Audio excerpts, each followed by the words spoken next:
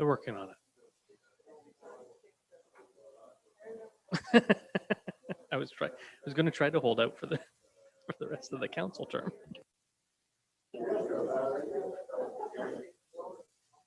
They're working on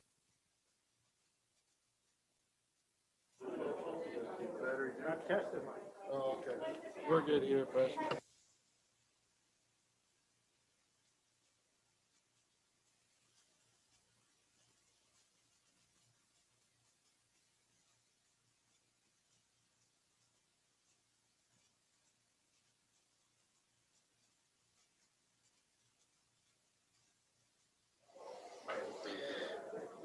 Before we get officially started, could you just check the bottom of your speakers to make sure you have a battery in your speaker? Make sure your speaker will come on, your microphone will come on.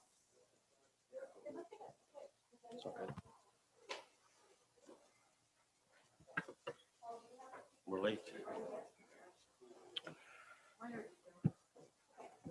With that, I will call this meeting to order at 6:31 p.m. by formally recognizing the traditional keepers of this land, and specifically our neighbors of the Alderville First Nation with a formal territorial acknowledgement. We respectfully acknowledge that the municipality of Brighton is located on the Mississauga-Anishinaabeg territory and is the traditional territory of the Mississauga. The Council of the Municipality of Brighton respectfully acknowledges that the Mississauga Nation are the collective stewards and caretakers of these lands and waters in perpetuity, and that they continue to maintain this responsibility to ensure their health and integrity for generations to come. I will also advise that due to the ongoing COVID-19 pandemic, this meeting will be held using various formats. Members of council and some staff are present here in the council chambers. Other meeting participants will be joining us electronically. The public is invited to join us by viewing this meeting live on the Municipality of Brighton YouTube channel. And I will also take this opportunity to ask that everyone in the chambers please silence any electronic devices, including me.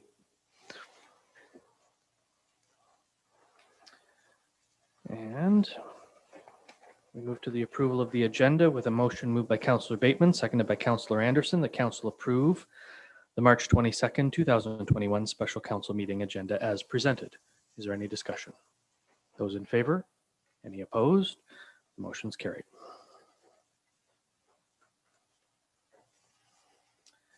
And I'll ask members of council to declare any pecuniary interests and the general nature thereof.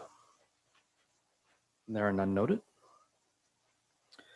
The topic of this evening's special council meeting is a strategic plan 2021 refresh exercise. And with that, we move into the staff report, the strategic plan 2021 refresh. And we'll begin by, I'll turn the floor over to CAO Castleman to provide his comments. Mr. Castleman.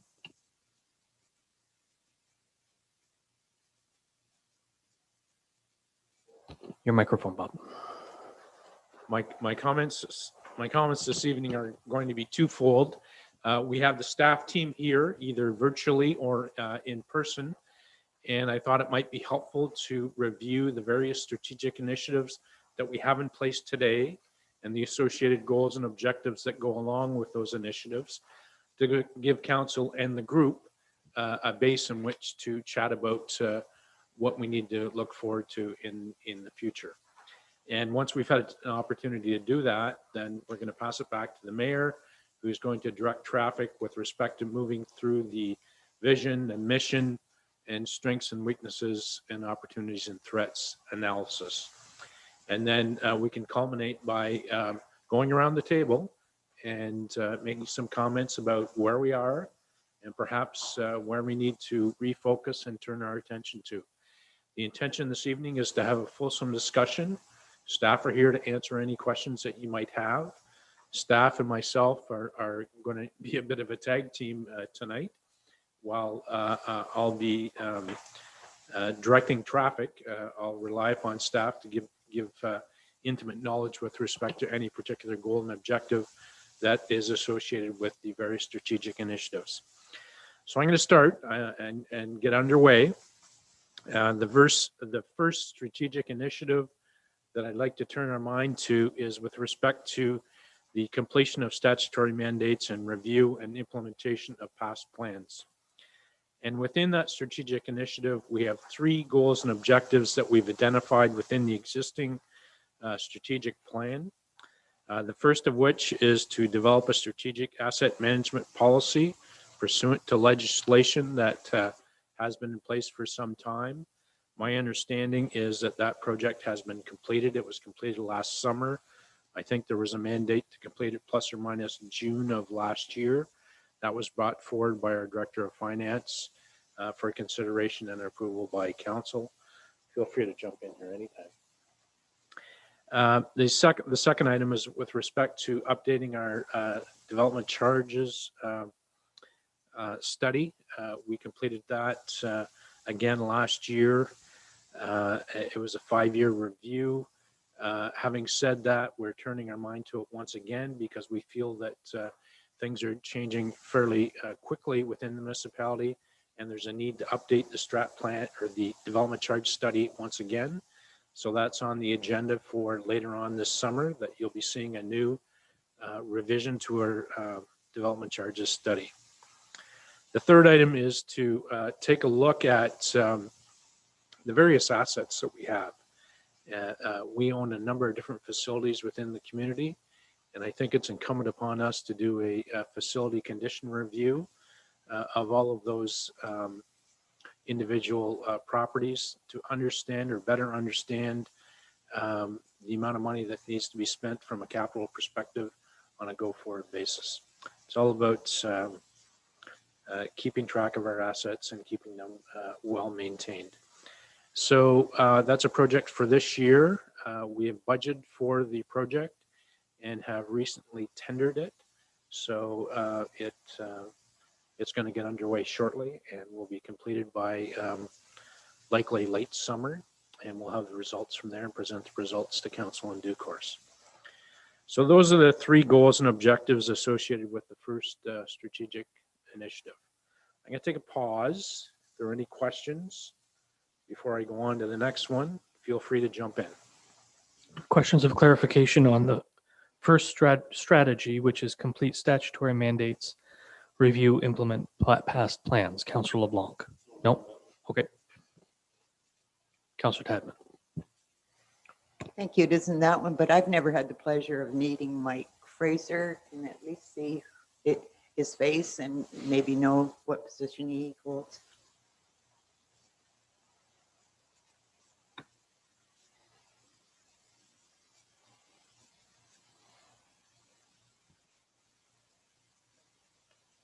Mike, did you hear that request? No. Councillor Tadman needs to see you. Sorry. Good evening. Mr. Fraser, welcome. Hear me, see me? So I guess some members of council haven't met you. I've seen you here in the office. Perhaps you could introduce yourself and let members of council know what function you do here in the municipality. Okay, my name's Mike Fraser. I'm the manager of operations. I work out of 67 Sharp Road. Been here for a little bit less than a year now.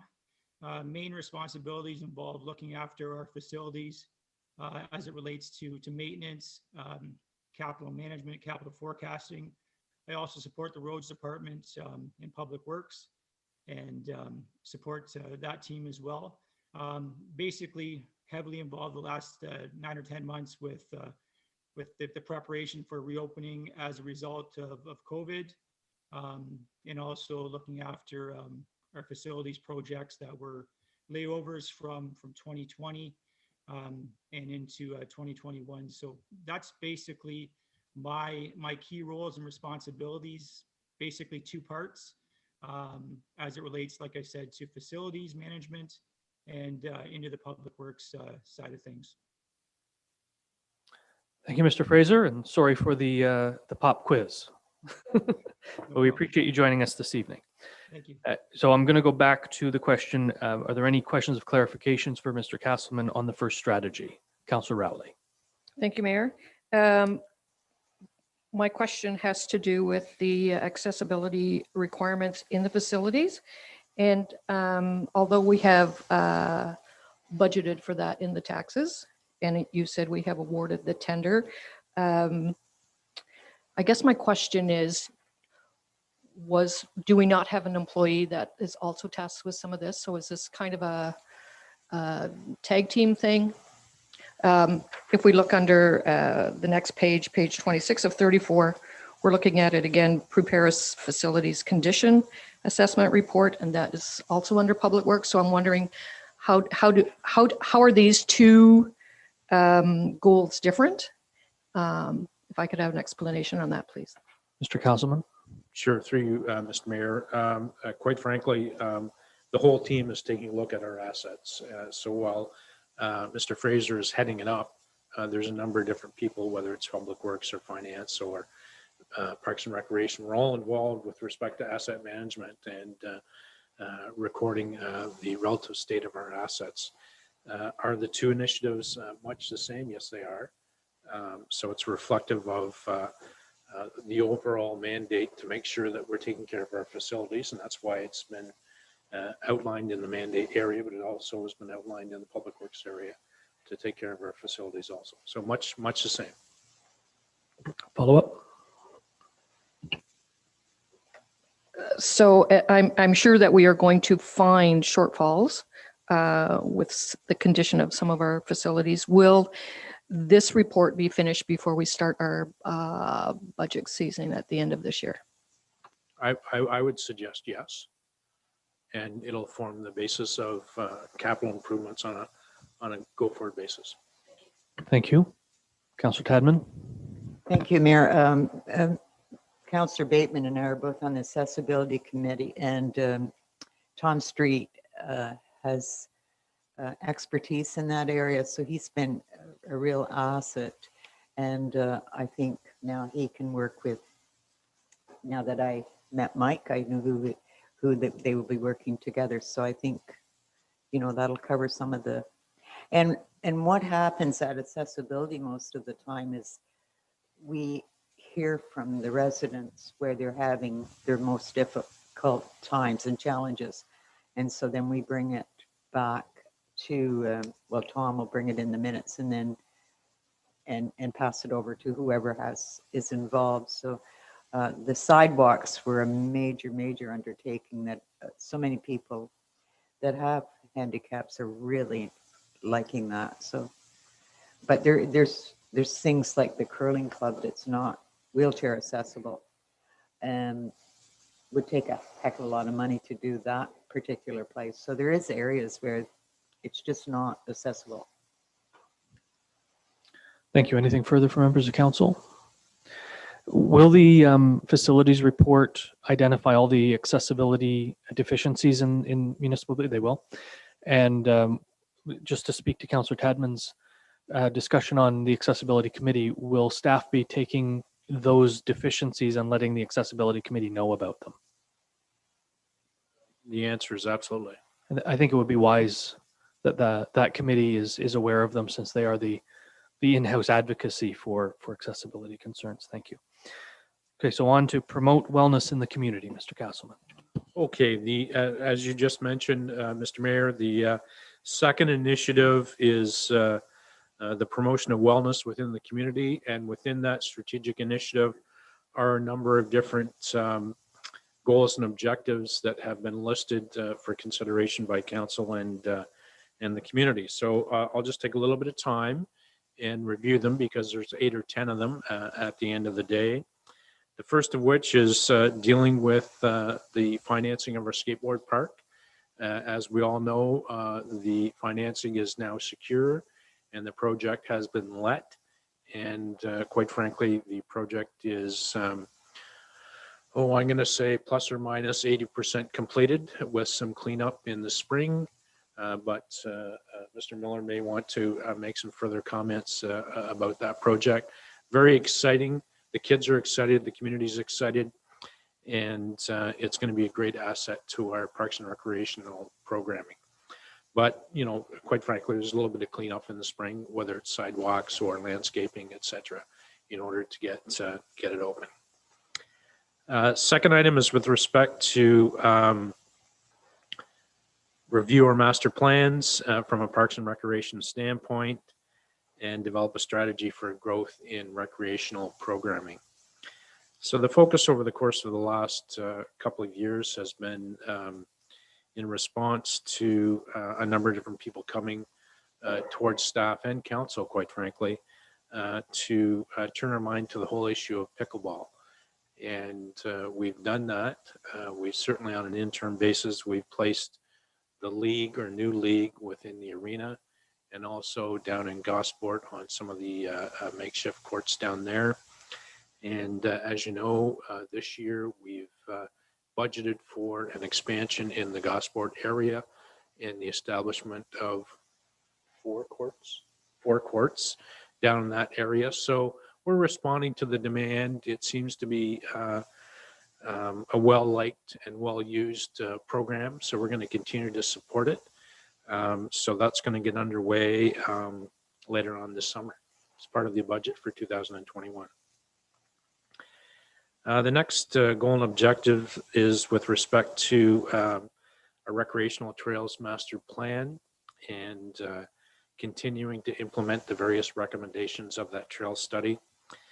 We've done a lot of good work, quite frankly, over the last number of years with respect to trails. There's a few linkages that we still need to turn our mind to. And I've listed a couple of property owners within the report that we've had recent discussions with. Quite frankly, those discussions have been very positive in nature. And in due course, I'm very hopeful to be bringing a formal recommendation before council for their consideration to deal with those linkages. So that's a good news story, quite frankly. The next two items really are, I think, combined. And the next goal is prepare an updated recreational facilities plan. And combined with that is turn our mind to a new ice surface. And in brackets, we have an arena and curling club. Now, I know that Mr. Miller wants to speak specifically about that particular item. In the original strategic plan, we had identified these two initiatives as a 2021 project. Having said that, we've recently passed our budget and have not put any money aside to tackle that particular project. So if that's a new initiative that we want to tackle this year, we're going to have to allocate some funds in that regard. So, Mr. Mayor, I'm going to look for some advice here. I can keep going and then we can circle back and have Mr. Miller's presentation in 10 minutes or so once I get through this, whatever Yeah, you... why don't you finish this strategy, and then we'll circle back to Mr. Miller, and then we'll open the floor to questions of clarification. Okay, great. Okay, I'm going to move on. The next goal within this strategic initiative is the creation redevelopment of space for a new senior drop-in center. That's an initiative that has been assigned a date of November 2021, so it has not, project has not begun yet. We've quite frankly not turned our mind to that as of right now, but another 6-8 months to go before that hits our to-do list. Next item is plan for a dedicated recreational fitness facility that includes opportunities for aquatics. And we've been having various discussions with the YMCA over the course of the last couple of years. And there's been much debate with respect to having an aquatic presence within our community. Having said that, the initiative is well out there. From a timing perspective, it's scheduled for April 2028.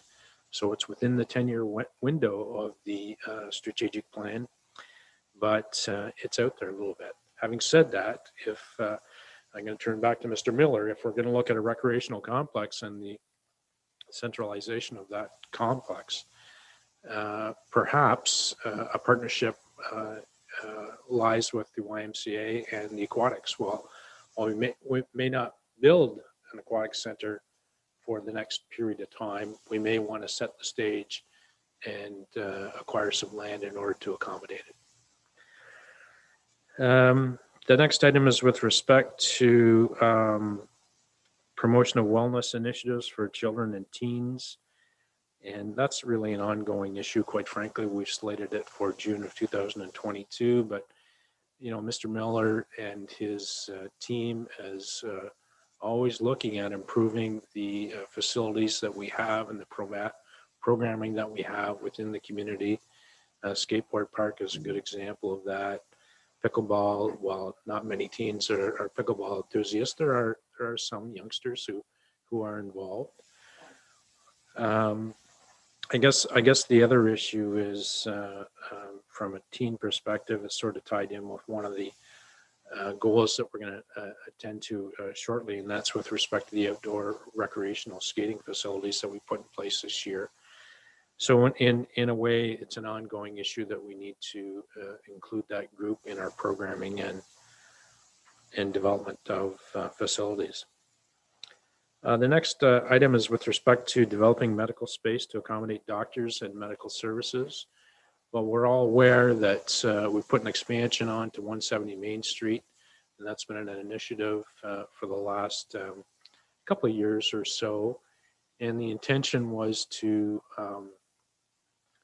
create space in order to accommodate more docs within our community. And that project has now been completed. So we have a new wing on 170 Main Street, and that will facilitate the participation by 3 new docs within our community. So that project, while we had slated for January 2024, is now complete. So there are some projects that are planned for 2 or 3 years out that have already been done, and there are some projects that we had planned for 2019, 2020 that haven't been started yet. So it's all about priorities and the shifting priorities within our community. The last item is with respect to building of outdoor recreational programming, and we all know that council approved 2 outdoor ice facilities this fall, and they've proven to be very successful and well used over the course of the last 2 or 3 months. So that's been a good experience. I know that there's many people within the community who are now looking at bringing forward some change rooms. And I know that we have a notice of motion coming up in the next couple of weeks to turn our mind to that particular 2 new facilities. So I'm going to stop talking. That's really a summation of the various goals and objectives within this strategic initiative. So maybe I'll just pass it off to Mr. Miller, who I know is anxious to talk to council and, quite frankly, the community with respect to his thoughts on a new recreational facility. Mr. Miller? Through you, Mr. Mayor. I think most of us remember that we did a master King Edward Park indoor facilities plan back in 2011 by Monteith Brown. And at that time, recommendation was that we look for land for the future and that no facilities needed to be built in the next 10 years. Well, we're 10 years on to it now. And, the 2 main facilities that we have at King Edward Park are, that much older. And we're facing, I think, with the possibility of making, an attempt of what we're going to do in the future with those facilities. As opposed to just talking about it, I think we need to start doing something to decide what we're doing, keeping them, looking at new facilities and whatnot, because we all know the curling club needs, quite a bit of work to it to bring it up to accessibility standards. When it was built in 1965, there were no standards to speak of. And so everything, change rooms, washrooms, whatnot, are down in the basement. And it's a fairly small footprint to begin with as far as the front entrance and that goes. So it's going to take a fair amount to bring that up to accessibility standards. The arena was built in 77. And so it's gone on, 40 years old. You've got some major expenses coming up in the near future. A floor, which is about $500,000. The life expectancy for that is between 35 and 50 years. being concrete. You know, you get to that age where you just don't know when it's going to fail or not. Same as the roof. We've done our best the last 10 or so years to get it refurbished and painted and whatnot to keep it going. But there is going to be a time where we're going to have to replace the whole thing. And that's going to be well over 300,000. Thank you. I'll open the floor from members of council to questions of clarification on this strategy. Councillor Anderson. Jim, just a quick question regarding the curling club. They're a good group there, and they've really got their heart into trying to make that work with what they've got without the municipality spending a lot of money building a new curling rink. They gave me some idea or showed me some ideas that they have where they could expand those washrooms, get them out of the basement, so to speak, and also improve the accessibility of the building. You're familiar probably with what I'm talking about. And without me telling the whole story, what do you think of what they're talking about? You've heard about it, I'm sure. If it's the design that goes down the east side of the building, I've heard about that. You know, it's certainly much cheaper than building a new facility, but again, you're still looking at a 55-year-old facility right now, you know, which still has a floor and what, you know, its main components that are that old.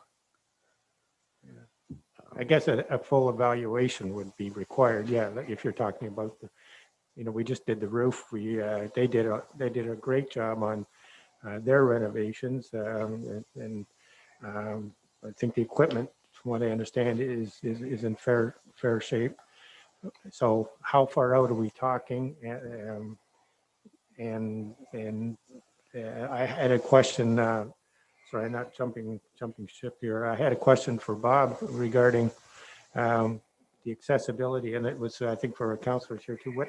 What has the date been changed for the accessibility? Is it still requirements for not only us but for the businesses in town as well?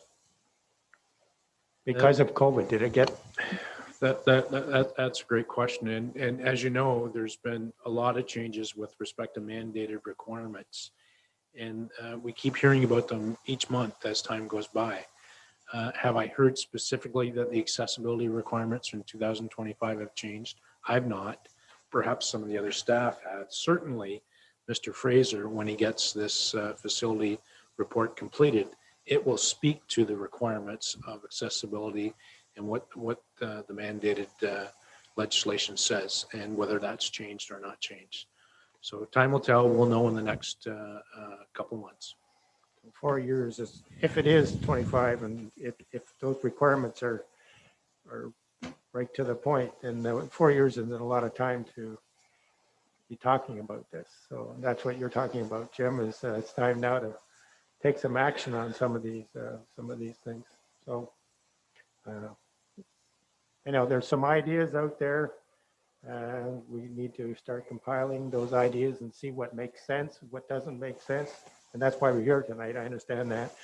But as far as the curling club, I did listen to them, and it seems like you've got a good group there to work with to see what they can do. So. Thank you, Deputy Mayor.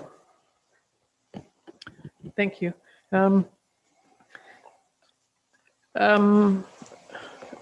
Okay, I've got a few different questions, so I'm trying to think of. When I look at this, I think it's really great that we look at the big picture and we're not just doing some repairs to a curling club and then realizing that, you know, we need to tear it down or whatever, because we do have a few needs that we're trying to accomplish here. I do have one question about the arena. Because I'm old, it's 1977, not that long ago, but there was an expansion done when we added the community center part. What year was that, Mr. Miller? Would have been 2009. 2009. And is there any, and I'm just asking, is there any chance of using that area? I don't know. I hate to start all over completely if we don't have to.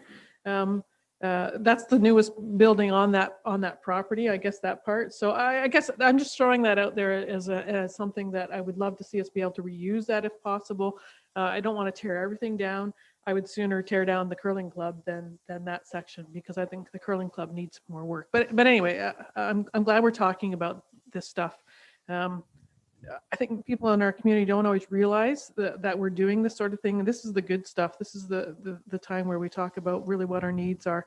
And I'm excited to see some of this stuff, coming to the table to have discussions about. So, Thank you, Deputy Mayor. Councillor Rowley.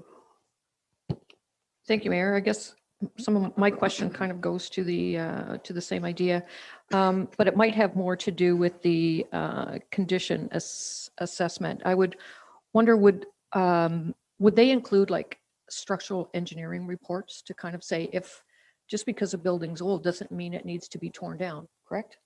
So is that a question for Mike, or is that a question for, I'm just wondering if the assessment report will have some of that information in it. Mr. Castleman. Through you, Mr. Mayor, that's a question for Mr. Fraser. Mr. Fraser. You're still muted, Mike. Sorry. There you go. Your worship, the assessments for each location are going to encompass all the areas basically from the ground up. So there will be structural, mechanical, electrical, accessibility, compliance, energy audits. Those are the main components of each assessment. So we will have an idea of the health of a building, regardless of if it's 50 years old or 75 years old. So we will have a complete idea of what the health or state of the building is, and you make some decisions based on that information, which will come from the firm. I believe actually we should be looking at probably a July completion. Thank you, Mr. Fraser. Mr. Miller. If I may, through you, Mr. Mayor, we did have a structural integrity test done last year to the arena, and it passed. We need to do one every 5 years, and last year was due. So That's good news, Mr. Miller. Thank Yes. you. Appreciate that. Councillor Tadman. Thank you, Mayor. I agree with the Deputy Mayor about the addition on the, we have nowhere else to hold any kind of a gathering. So we have to keep that, I think. And also the investment, I can't remember. I wasn't on council at the time. You were, was what, $1.3 million or something like that? It was almost $2 million, half of which was covered by the province. Okay, but in the end, if we had to put the money out ourselves, it's almost $2 million. So we definitely have to work around that for sure. The other thing, do we have a trails committee? Because we used to have, and I think it's important that we have a committee, for many reasons. And when I was on it, we learned a lot about what we owned and what we could sort of beg, borrow, and steal from different developers. So I think it's very important that we have a committee that can save staff from doing some of that work, and also they can be out in the community and talking to people, which was happening. So maybe that would be something. And while I still got the mic, and you never can shut me up, so. I have a button. Well, I'm going to talk anyways, okay? I brought this up I think, at least once or twice every council for years. When my children were of age, the Lions Club offered a bus, and they took them in. At that time of the swimming pool was in the Trenton High School. I think it's like a Canadian child should learn how to skate, but I think everybody should learn how to swim.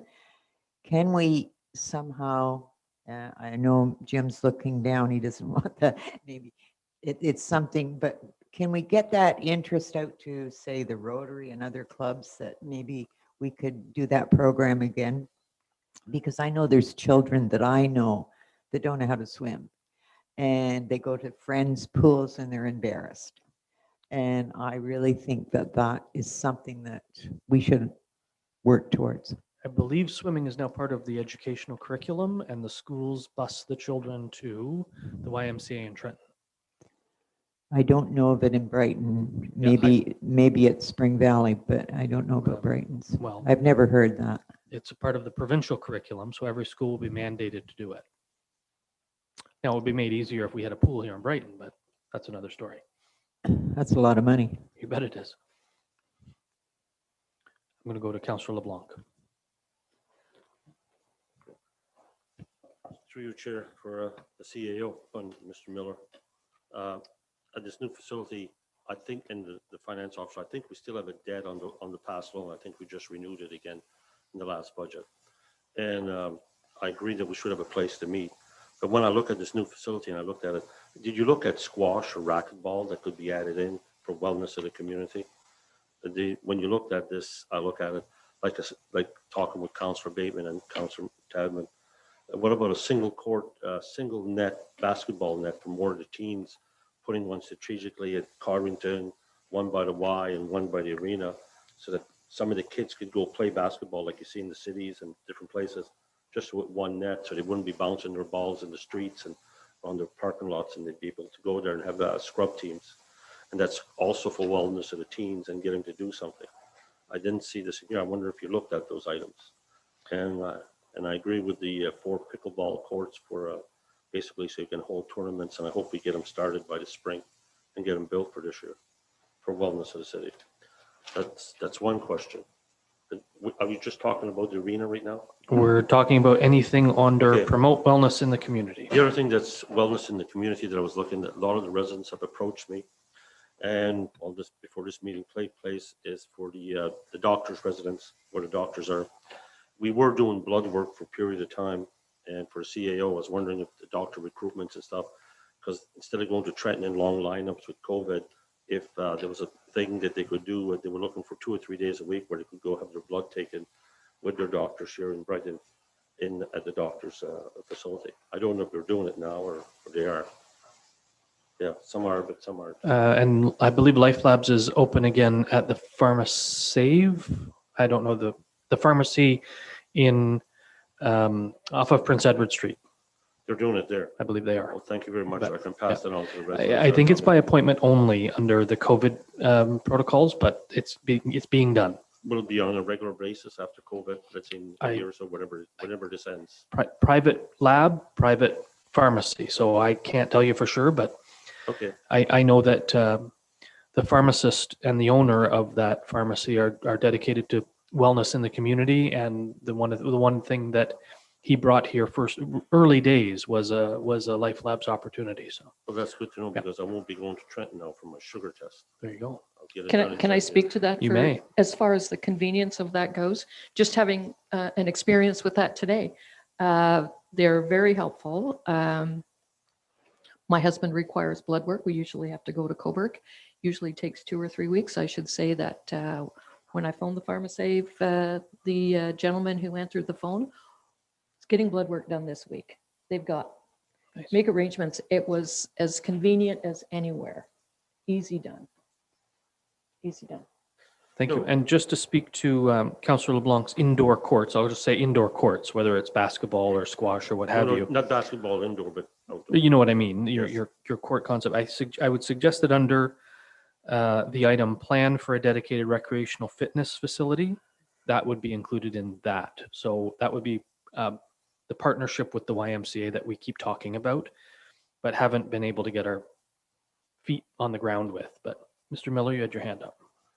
Well, we struggle with basketball because we do not have a spot that we can put a basketball court, which is safe for the kids. Every spot is a parking lot.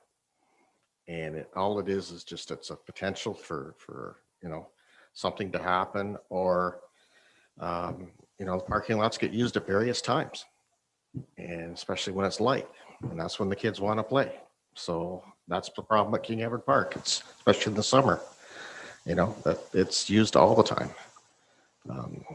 Down the Y would be the same. I'm hoping when we get the pickleball courts, if we get the funding, because that's funding dependent too, we can make those basketball courts back to where they were in Gospel. That would be helpful. Deputy Mayor? Thank you. I just wanted to comment, I think a trails committee is a good idea. We get asked about it often, and if we had council kind of more involved in it, we'd be able to have those discussions. Sometimes we ask the question and we don't always know the answer. But trails, and I also think like a walkable, bikeable community would be a goal somewhere. I think it's somewhere in here. I'll find a spot for it to be. But anyways, I just think that's a good goal. So I just wanted to comment on that. And the next thing was for Mr. Miller, the skate park. Some people are wondering when it's going to be opened. I'm wondering if we can, when we have a general date, whether we can kind of put a sign up or something like that so people know. We've been discussing that with the committee. I've had a couple of meetings the last couple of weeks to get signage figured out and a date. Preliminarily, we're looking at an opening in June because there still has landscaping to be done. I think they're going to hydroseed it. There's still some painting to do on the rails inside. The unfortunate thing is you're not going to stop the kids. There was half a dozen in there tonight when I drove by using it. So it's getting used. But that's kind of the game plan. Once we get a date set where we can, get everybody, dignitaries and whatnot, all there, we will definitely announce it, and it'll be, in the social media, and we'll make some signage, and we'll do an announcement at council. So it is definitely, going. And I get that facility isn't officially open yet, but I would still rather see the kids there than in Memorial Park or in other places that would cause damage. So We knew there's no way you're going to stop them. So it's right, well, you call the OPP, they would stop them, but we are going to be opening that facility soon enough. So yes. it'll come. Councillor Tadman. Thank you. I just wanted to say that at least they have the one basketball court at Gosport. And the pickleball people say the kids are fantastic with sharing it with pickleball, and more people are down there. There's different groups coming with pickleball. So Jim's plan from, I can't remember the guy's name, where you were thinking where you're going to put the 4 courts. We'll open that up for both basketballs again, and the pavement's there. So and the big thing is fencing, isn't it? So the fence is already there, and there's actually some lights there, isn't there? And they're not working anymore, but they can be lit up for nighttime. Councillor Anderson. Not to get away from recreation, but we are talking about wellness. So I plan to bring a motion at some point. But We're not adding new items yet. We're just talking about any clarification from the two gentlemen who gave the presentation right now. okay. So all we're seeking is So it's got clarification. nothing to do with wellness. The thing you want to talk about, it may, but you're not bringing anything new right now. We'll go around the table when that. All right. Okay. Any clarification, Councillor Rowley? This has to do with the trails. Mr. Castleman, you said there are ongoing discussions with 2 landowners. Will that complete the trails that we have now, or is there extension past that? I mean, that gets us to Highway 2, right? Is there something in the future for north of Highway 2? Mr. Miller? Pretty much gets us to where we were as far as the trails study goes. Again, it's like those other ones. We do not own land as a municipality, which we could put trails on. So we're at the mercy of the landowner. And that's where we're at right now. And that's a big reason why I don't have a trails committee right now, because we are talking to the landowners to try to get something in place when they develop the land. Right. So that's where we're kind of working to be able to do that when they're doing their developments, as opposed to waiting till after. Would complete the trails This as side we of have it number 2. now? Up This this side side of number 2. Yeah, thank you. Thank you. Deputy Mayor? Thank you. Any other questions of clarification? Councillor Bateman? I was just going to comment on the basketball courts. Is there a possibility to speak to the school board, much like we have a partnership with the track, and talk to the public school? Because there's the 2 courts over there that the nets just need some minor repairs. The outdoor ones? Yes. I'm sure there is opportunity to do that. Mr. Miller, could you Sure. make a note of that? Yeah, I Yeah. drove by yesterday and they had a bunch of kids using them yesterday. I kind of smiled because, Yeah. you know, they were But used. like the track, the high school track, we have a formal agreement with them to use the track when it's not in use by the high school or by education. I wonder if there's opportunity for a similar MOU or agreement with the school board for the basketball courts at BPS. Again, I don't see, I mean, it's not gated. Anytime I go by this, there's teenagers that are using it. So I'm sure I can look, you know, for an agreement, but to me, I think they're just used. Thank you. Councillor Tadman. Mayor, is there some way that we can get the message out to the residents about the track? Because anybody I've talked to, when they've said they like new places to walk, especially when it's icy and things like that. But even in the summertime, because I think most people think that they can't go on that track, and we invested a lot of money in that track, did. and so did the residents. So it's something that should, you know, if we can get it out at least on the internet, that people are welcome as long as it's not during a school activity. I see that Mr. Hagerman's coming in by Zoom. Mr. Hagerman, would you be able to put some communications out with regard to the Thompson Yeah. community track? Yeah, absolutely. Obviously, a little more flexible once July comes around. The kids are out of school, but people have to remember to do it after school hours or on weekends. You bet. Thank you.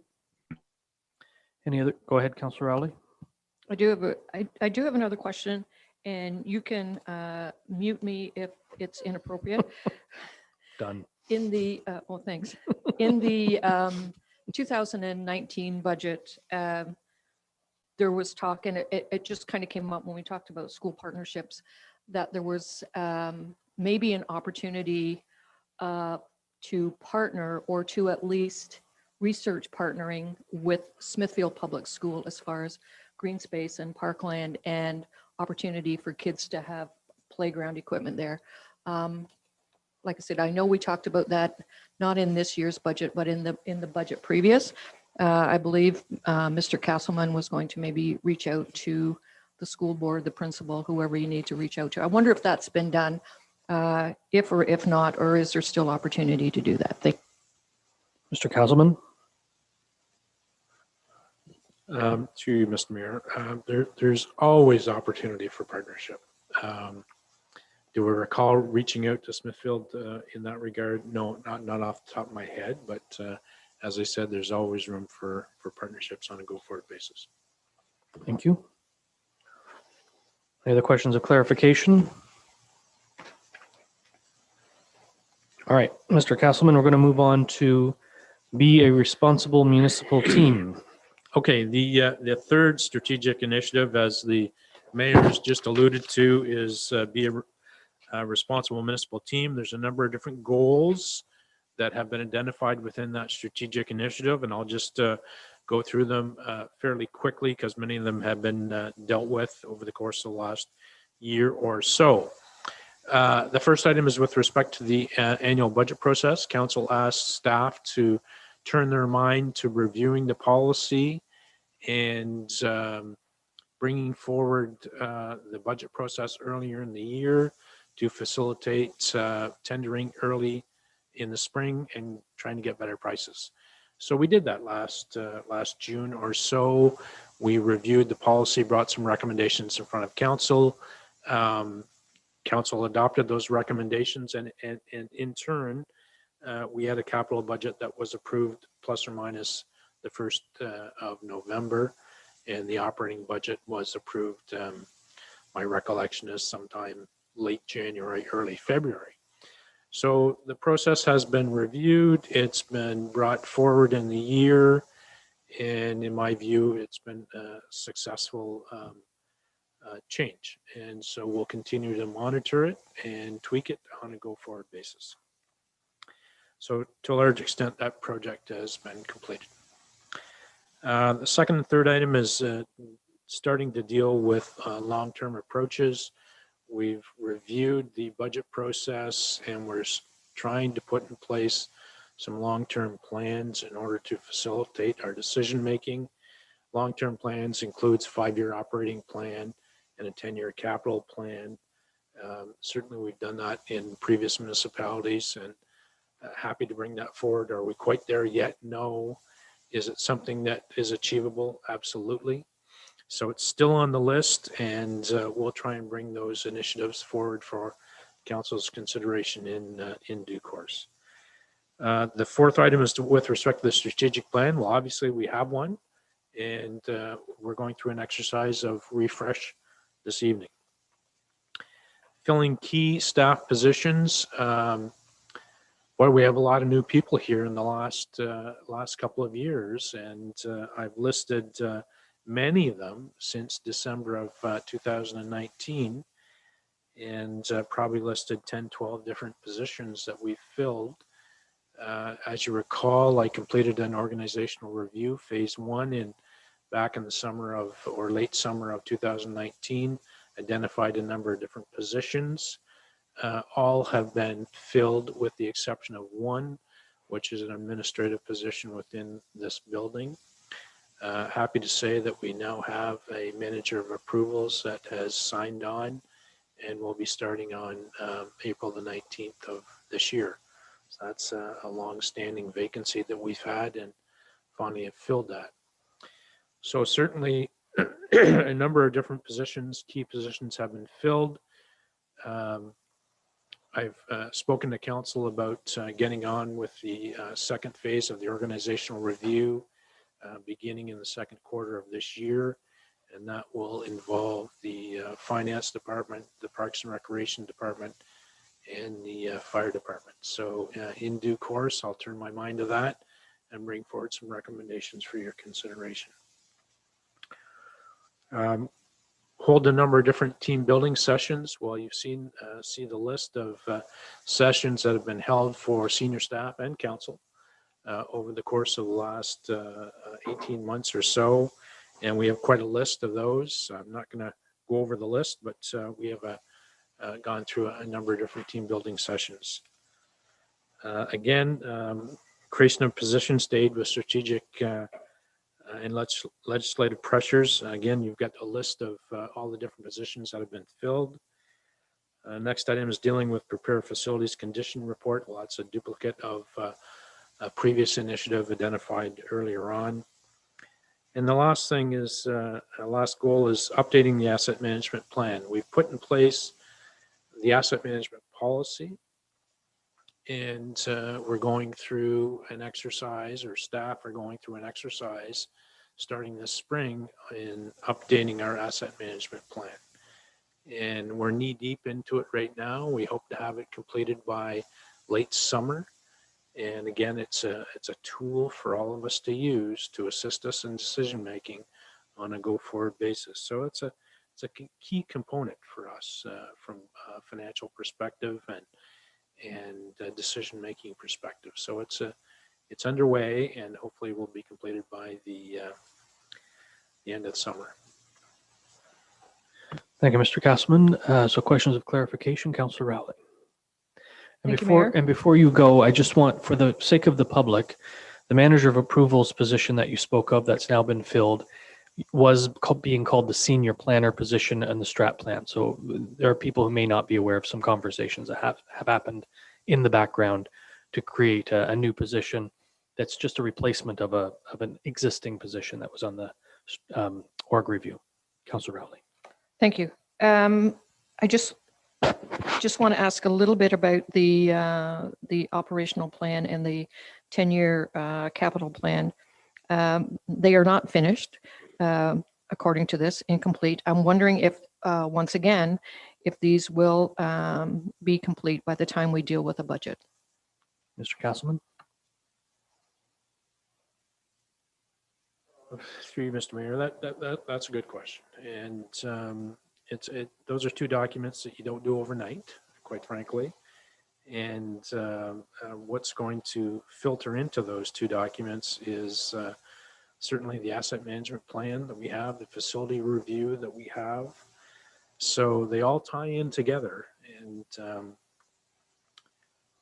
they're slated to be completed by the end of the summer. So if we're able to filter those into the new process, it really depends on when we get going with the budget process. I'm hopeful that we, come before council in June-ish to get some guidelines from council on what you want the next year's budget to look like, and then have staff get on with it. So it really depends on when we start and how quickly we get going with the budget process. We can all be hopeful, but our long-term goal is certainly to move towards a 5-year operating plan and a 10-year capital plan. Follow up? And I guess the reason I brought that up as far as budget goes, as you say, we need to start looking forward. We're going to have a lot of projects coming up in the next 5 to 10, regardless of whether this team is around the table. So yeah, I think kind of sooner than later, as far as being able to squirrel away a little bit of money for some of these bigger projects that we've already talked about. Thank you. Thank you. Deputy Mayor? Thank you. My comment is just that, as we noted earlier, half of us didn't even know who Mr. Fraser was. It would be good, and I know COVID is, we've hired a lot of people this year. I think as members of council, we don't even know who half of them are, because the only ones we see are the ones that come to meetings. So anyway, just something to note, that it would be good when we're able to have some sort of meeting where we actually get to meet everybody, or maybe are even made better aware of who they are. I don't know. It's difficult when you're on the outside doing what we do, knowing who everyone is. And it's embarrassing when we don't know who they are. Well, maybe we can all go on a cruise together or something when this is all, I know no, but when we are able to gather, it would be great if we could get council and staff in the same room. Specifically anybody who hasn't been with the municipality for longer than 2 years, so that council can sort of get to know who's been hired over the course of those 2 years. But Mr. Castleman, you may be the exception. We see you at every meeting, although you'd certainly be invited to the meeting. So I think that is a good idea. Councillor Rowley. Thank you. I just want to ask one more question around the team building. You have some training here. I know we spoke this year regarding dementia awareness. I wonder if that is going to happen at some point. And although you say the list is long, would it be possible maybe within the next while, I'm not going to ask for it tomorrow or whatever, if you could send us a list of those trainings that have been completed? Madam Clerk. The dementia training is booked for May. Welcome. Mr. Castleman, you'll send us an email with, or someone will, with regard to training that's happened. Councillor Tadman. I just want to say that I agree with you totally, because I heard about Mike Fraser from a neighbor of his telling me what a great guy he is. And I didn't know that he's good looking too on top of it. So maybe we got a whole bunch of hidden employees here. Could we not at least see them on Zoom? I don't really want to be parading staff around on Zoom. We see them so I know what they do. Right. Well, there are some who don't have direct reporting to council, and they may not be comfortable with a Zoom meeting. So it would be better, I think, for all of us to wait until we can gather together. But maybe, Mr. Castleman, you could provide us with a list of the new people who have joined the municipality, their titles and their names, and maybe when they joined, just so council knows the names of the people who have been added to the municipality and into the positions we've created over the last 2 years. Is that that's okay? Yeah, thank you. Councillor Anderson. Maybe what you're asking is similar to what we had before, was an organizational chart that told us where everybody went to. Yeah, but the organizational chart doesn't tell us who they are. It just tells us what positions they are. It just says, Public Works operator. It doesn't say Public Yeah. Works We could operator probably, we Don could Smith. expand it and put their picture there, so. Yeah, easy, just a easy. suggestion. Thank you for staying with us, Mr. Fraser. After that, it's great that you're still here. Councillor Bateman. Just under where it said prepare facilities condition assessment report, is that the same thing we were making reference to earlier under the deficiency? Right. Because the deficiency one could tie into the accessibility, and the condition could be just the brickwork, so. Yeah, so both go hand in hand, I guess. condition report will tell us Cover everything? everything. And I think, Mr. Fraser, you gave us a list, but could you give us the list of things it will tell us again? Through your worship, yeah, it'll be structural, mechanical, electrical, also include an energy audit, accessibility compliance. I believe those are the 5 main components that it will give for each location, but it will be comprehensive and include those areas. We will have the opportunity to ask questions when we get the draft reports. We can ask for clarification, anything we need fleshed out. Further, if we need anything, any site that has specialized equipment, if we want to go a little bit deeper, for example, let's say the arena, if we want to get into the chiller or the ice plant, we can ask for that as well. But basically, as a starting point, it contains those 5 areas that I mentioned. Thank you. Does that satisfy your question? Yeah, so Thank you. really, until we get that'll help us make the decision on whether we throw money at something to try to bring it up to grade, or Right. look at total rebuild of some facility. Right. It will provide us some advice on whether to maintain a building or whether it's time to replace that building, or whether there maybe are portions of the building we should keep, that kind of thing. Councillor Tadman. So Mayor, while this is taking place, and maybe Mike could answer that, something like what Jim is concerned about is the floor, and there won't be ice, so would they have a good examination of what shape the floor is in? And Sure. what about the ice making machines and things like that? Do we go that far? I think Mr. Fraser said we can if we want to go down that road, but let's first talk about the floor of the arena, Mr. Fraser, if you wouldn't mind. Yes, that'd be an area that they would inspect. In fact, the firm, they're called Scion Coulter. They were in on Friday of last week to do some preliminary work on the arena, preliminary inspection, and then Fire Station 1, which were the 2 properties that were identified as priority. So those areas would have been inspected. And like I said, we do have the opportunity if we want certain areas or certain parts of the building looked into or dug into a little bit deeper, we had that opportunity. But I could say fairly confidently that the floor, for example, at the arena would be something that would be inspected. A pretty detailed report as to the condition, the lifespan, the useful life cycle that's remaining. I know Director Miller did speak to the lifespan of some of the equipment, but this exercise will essentially give us a very good framework for some of the capital planning that the CAO mentioned earlier. So I think it's going to be a bit of an eye opener. Our buildings certainly need some attention. I don't think it's a secret to anybody that they do need some attention and some love, so to speak. So this will really set us up well for the future.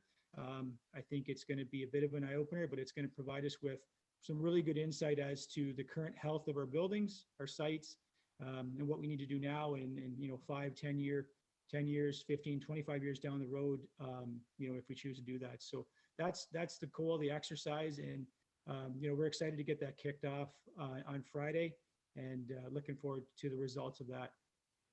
Thank you. Follow up? That's as Mike mentioned about the fire hall, and there's been talk about the lack of space there. And I mean, it's a pretty scanty little place that we house the paramedics. There's been a joint contract that always went out with other municipalities. So Mayor, you're in the know. Is there a future plan for Brighton's Fire Hall? I think we're getting ahead of ourselves because I think that's coming up. We have it as a On strategy. here, okay, Yeah. thank you, sorry. I can confidently say that the construction at the county is almost entirely focused on the multi-million-dollar Golden Plow Lodge. Oh, yeah. So until that's finished up, I don't think we'll see too much, even in the way of partnerships. But there remain opportunities, and I think staff is aware of those opportunities. But I've heard that the fire chief is having to wear rain gear to work, even in his office. So this is a priority for sure for us to take care of this problem at station number 1. Anything further with regard to Councillor LeBlanc? Yes.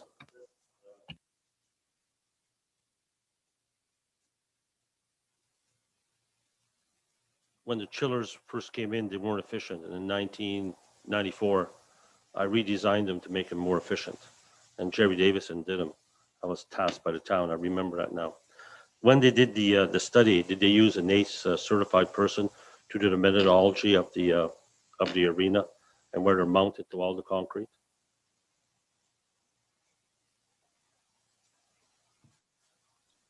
Sorry, you froze up there for a second, but I haven't seen the report. Like I said, it was just the draft. They're starting the draft reports. They were just in on Friday. I haven't seen the findings. A bit early to comment on that, but I'd have to see what they produced and what they used for that type of inspection, if they did in fact do the chiller. I'd have to, like I said, a bit early to comment. It's Mr. more Miller? when the NACE would do the beams and the structure, the metal structure where they come in contact with the concrete floor and where all the joints are for rust and the bolts and basically rusting because they don't have cathodes and anodes on them. Mr. Miller, you have a comment? Yeah, they did a lot of that inspection last year when they did the structural integrity test. They actually went and they did check the envelope of the building, and they actually inspected the beams and whatnot for rust, and they had testing equipment. And so it was very thorough. And adding that second desiccant dehumidifier has been a godsend. It has really cleared up all the moisture problems that we've had. I can say that it's really done its job, having 2 of them now that work very efficiently. It's made it totally a lot better experience for the user groups and even ours. Our plant's not running as much. And I do would like to add too that we did have the chiller a replacement in the budget, and that has been awarded to Carmichael Engineering, and they will be installing a new chiller and surge drum in June, since our ice season goes. Thank you. That's good to know. And just for the record, Councillor Bateman left the chamber at 7:37 p.m.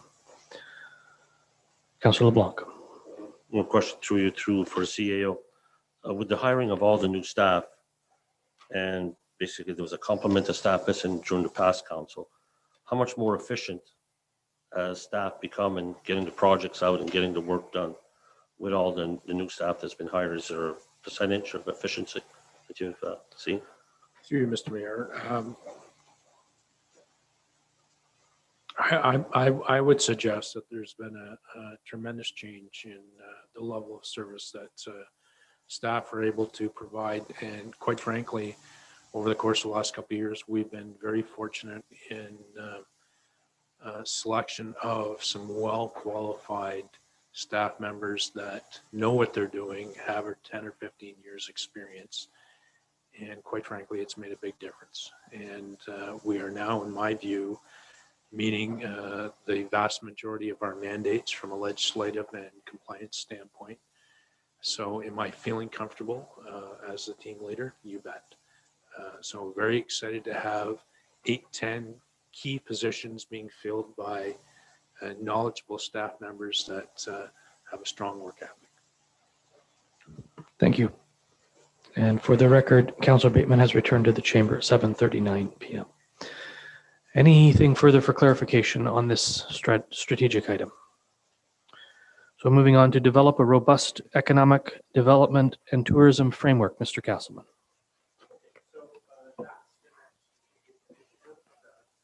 Your microphone, sir.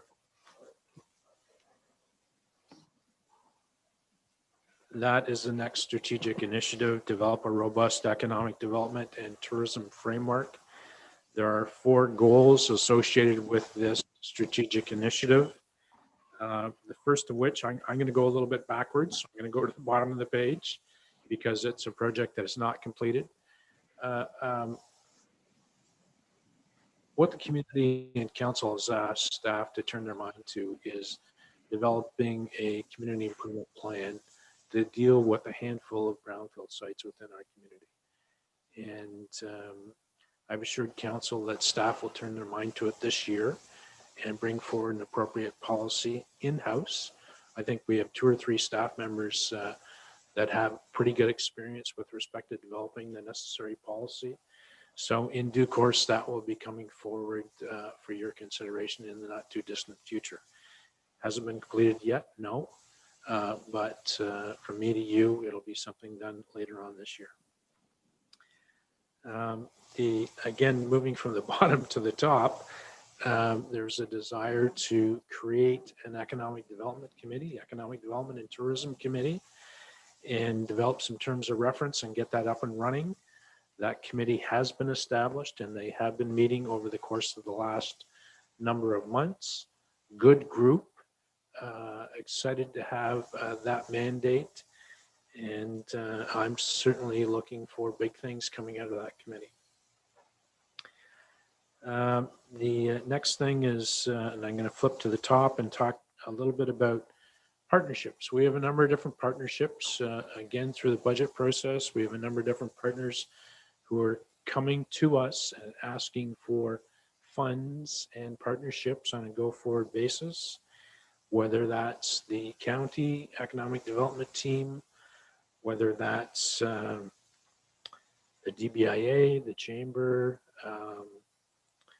the QEDC, or the regional marketing board.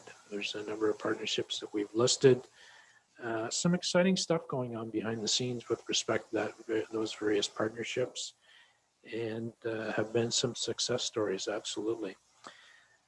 Certainly as of, excuse me, as of today, there was a county initiative to take a look at our tourism strategy, and each member of the lower tier was asked to participate. So we're moving forward in partnership with respect to trying to make things better from an economic development and tourism perspective. But I'm going to stop talking, and maybe we can look to our economic development officer to give us a few more specifics. Mr. Hagerman. Mr. Hagerman? Yeah, I don't know, just to sort of summarize what Bob spoke to, the partnerships piece, I don't think things have been this strong in a long time. And I'm taking it upon myself to build those each and every day and connect the dots with whether it be a new resident looking for a certain entity and I can make that connection or offer service within the municipality. That's definitely what I'm here for. And so one of the more enjoyable pieces of my job is really cultivating these partnerships and relationships day in, day out. In terms of the internet component, we have established our rural broadband committee. We've met a number of times before the lockdown in January, I guess, and we've kind of been stuck a little bit, mainly because a lot of the folks on our committee, incidentally, don't have the greatest connection. So having a virtual meeting isn't the easiest thing to do right now. But we've certainly delved in to see what Northumberland County has done in their connectivity study. So we know kind of a lot more what's gone on there, and we've certainly opened the book on EORN and saw what's going on there. I believe Rogers made an announcement last week about all the funding that they're putting into some new rural connectivity resources. When it comes to actually in the community, I'm sure all of you have seen the construction going on and the fiber being installed in certain neighborhoods in the community currently. And that's all really good. That's going to help the overall business practices for anyone that gets hooked up to that. Anyone that is working from home directly in the community, there's going to be opportunity to get hooked onto fiber in some of the neighborhoods within the town portion of this community. So that's really good news there. Unfortunately, the rural end of it isn't quite that quick and easy.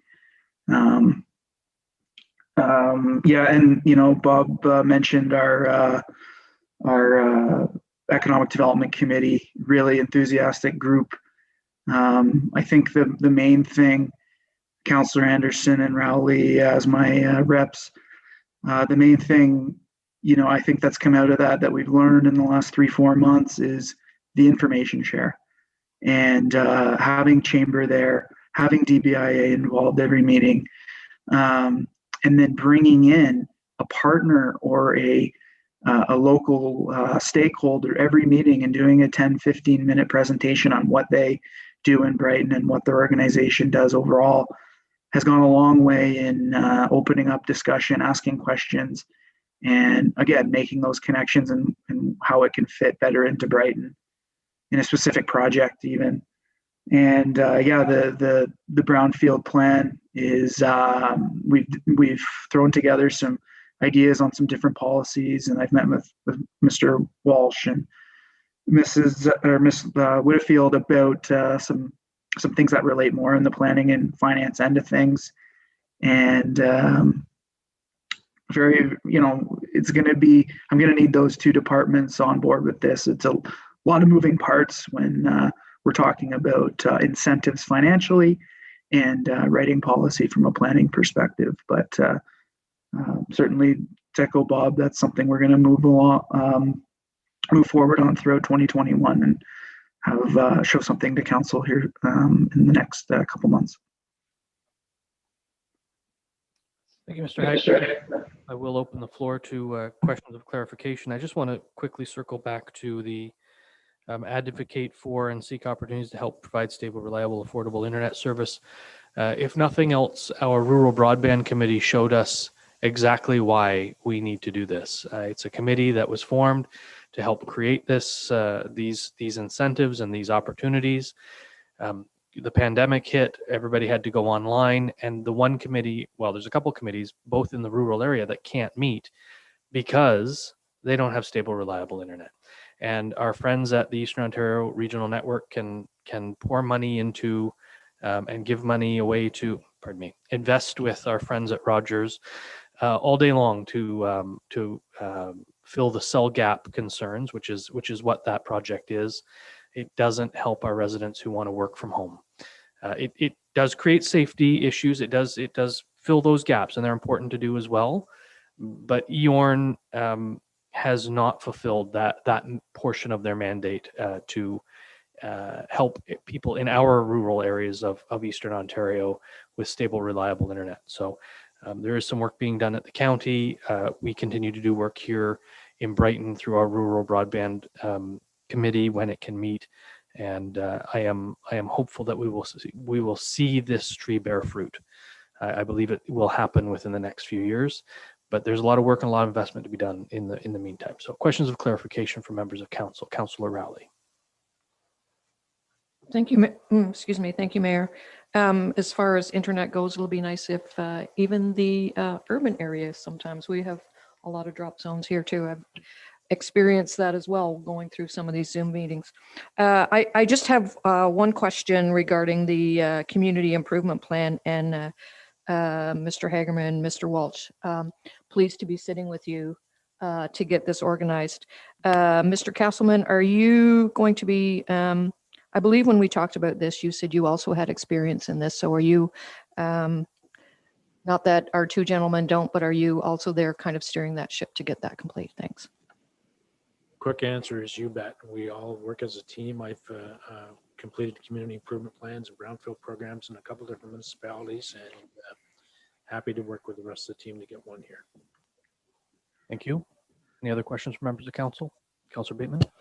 Does the brownfield, does that encompass some of the locations that we're waiting on TSSA to go after.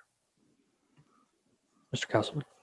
Through you, Mr. Mayor, I think part of the process of one of the steps associated with the brownfield program is to identify known sites or known potential sites and create the various zones within the community that we want to tackle. And so if we have some sites, canvas this group, including staff, to better understand what potential sites are out there and try and target those at the end of the day. Councillor Anderson.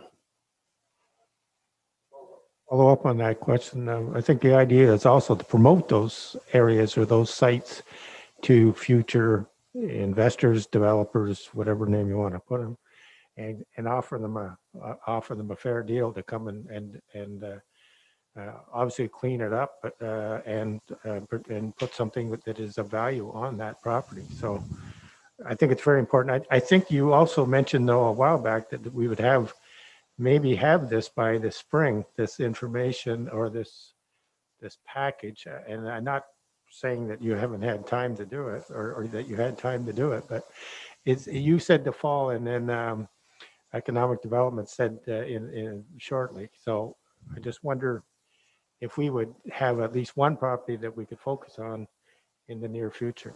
Mr. Castleman. Through you, Mr. Mayor, I think our intention is to bring forward something for consideration prior to next year's budget, because there are some financial implications associated with introducing this incentive program. It's really a partnership between the municipality and a prospective purchaser and developer of land. So there's financial implications. So the intention is to turn our mind to it and bring forward some policy recommendations for your consideration to be incorporated in next year's budget. I will wait until there is a brownfield that is in our strategic plan, and I'll wait and bring up more about that later, but because it's not on this page. So there. Thank you for that. Appreciate that, Councillor Anderson. Councillor LeBlanc. Through you, Chair, for the CAO. There is some government funding that you can apply for assistance for brownfields. I don't know if the town's applied for them or going for them. In the past 3 years, I have bought forward 3 developers that wanted to develop it, but the lack of information that was forthcoming, they had to walk away from it because some of the files we don't own, and we don't own the properties to be on there.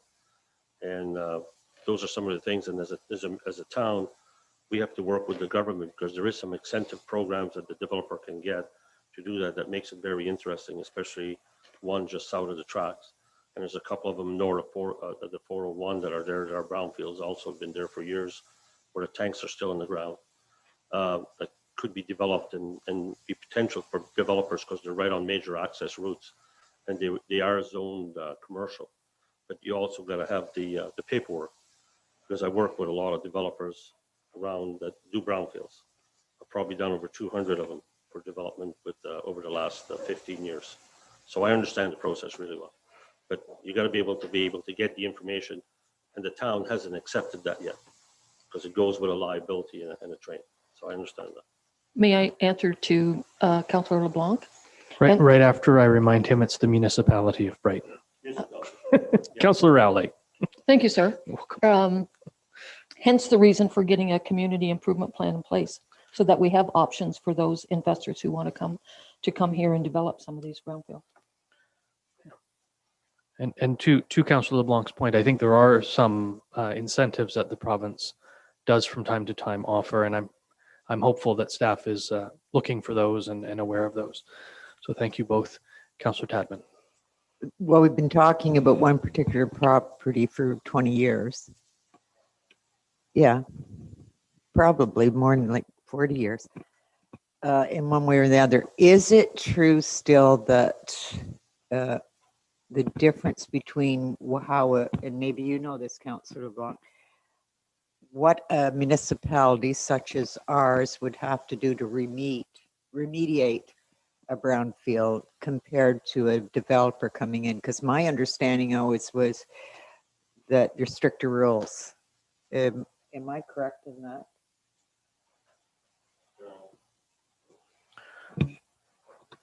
If you can be short, 21 words or less, good luck. The standards are the same. They apply to the municipality, they apply to the contractor, and they apply to the property owner.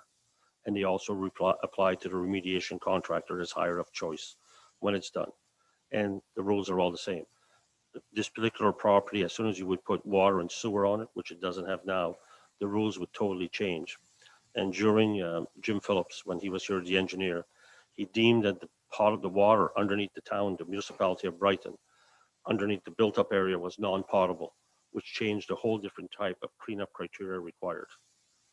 And your answer is they're all the same. It all goes with liability and the record site condition, and they all use the same standard.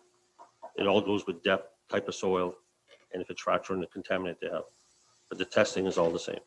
And there's no EPA standard for testing soils, only groundwater. Thank you. Councillor Tadman has a follow-up. Yes, so for quite a few different reasons, at least some of us on council have been so often asking about that particular property.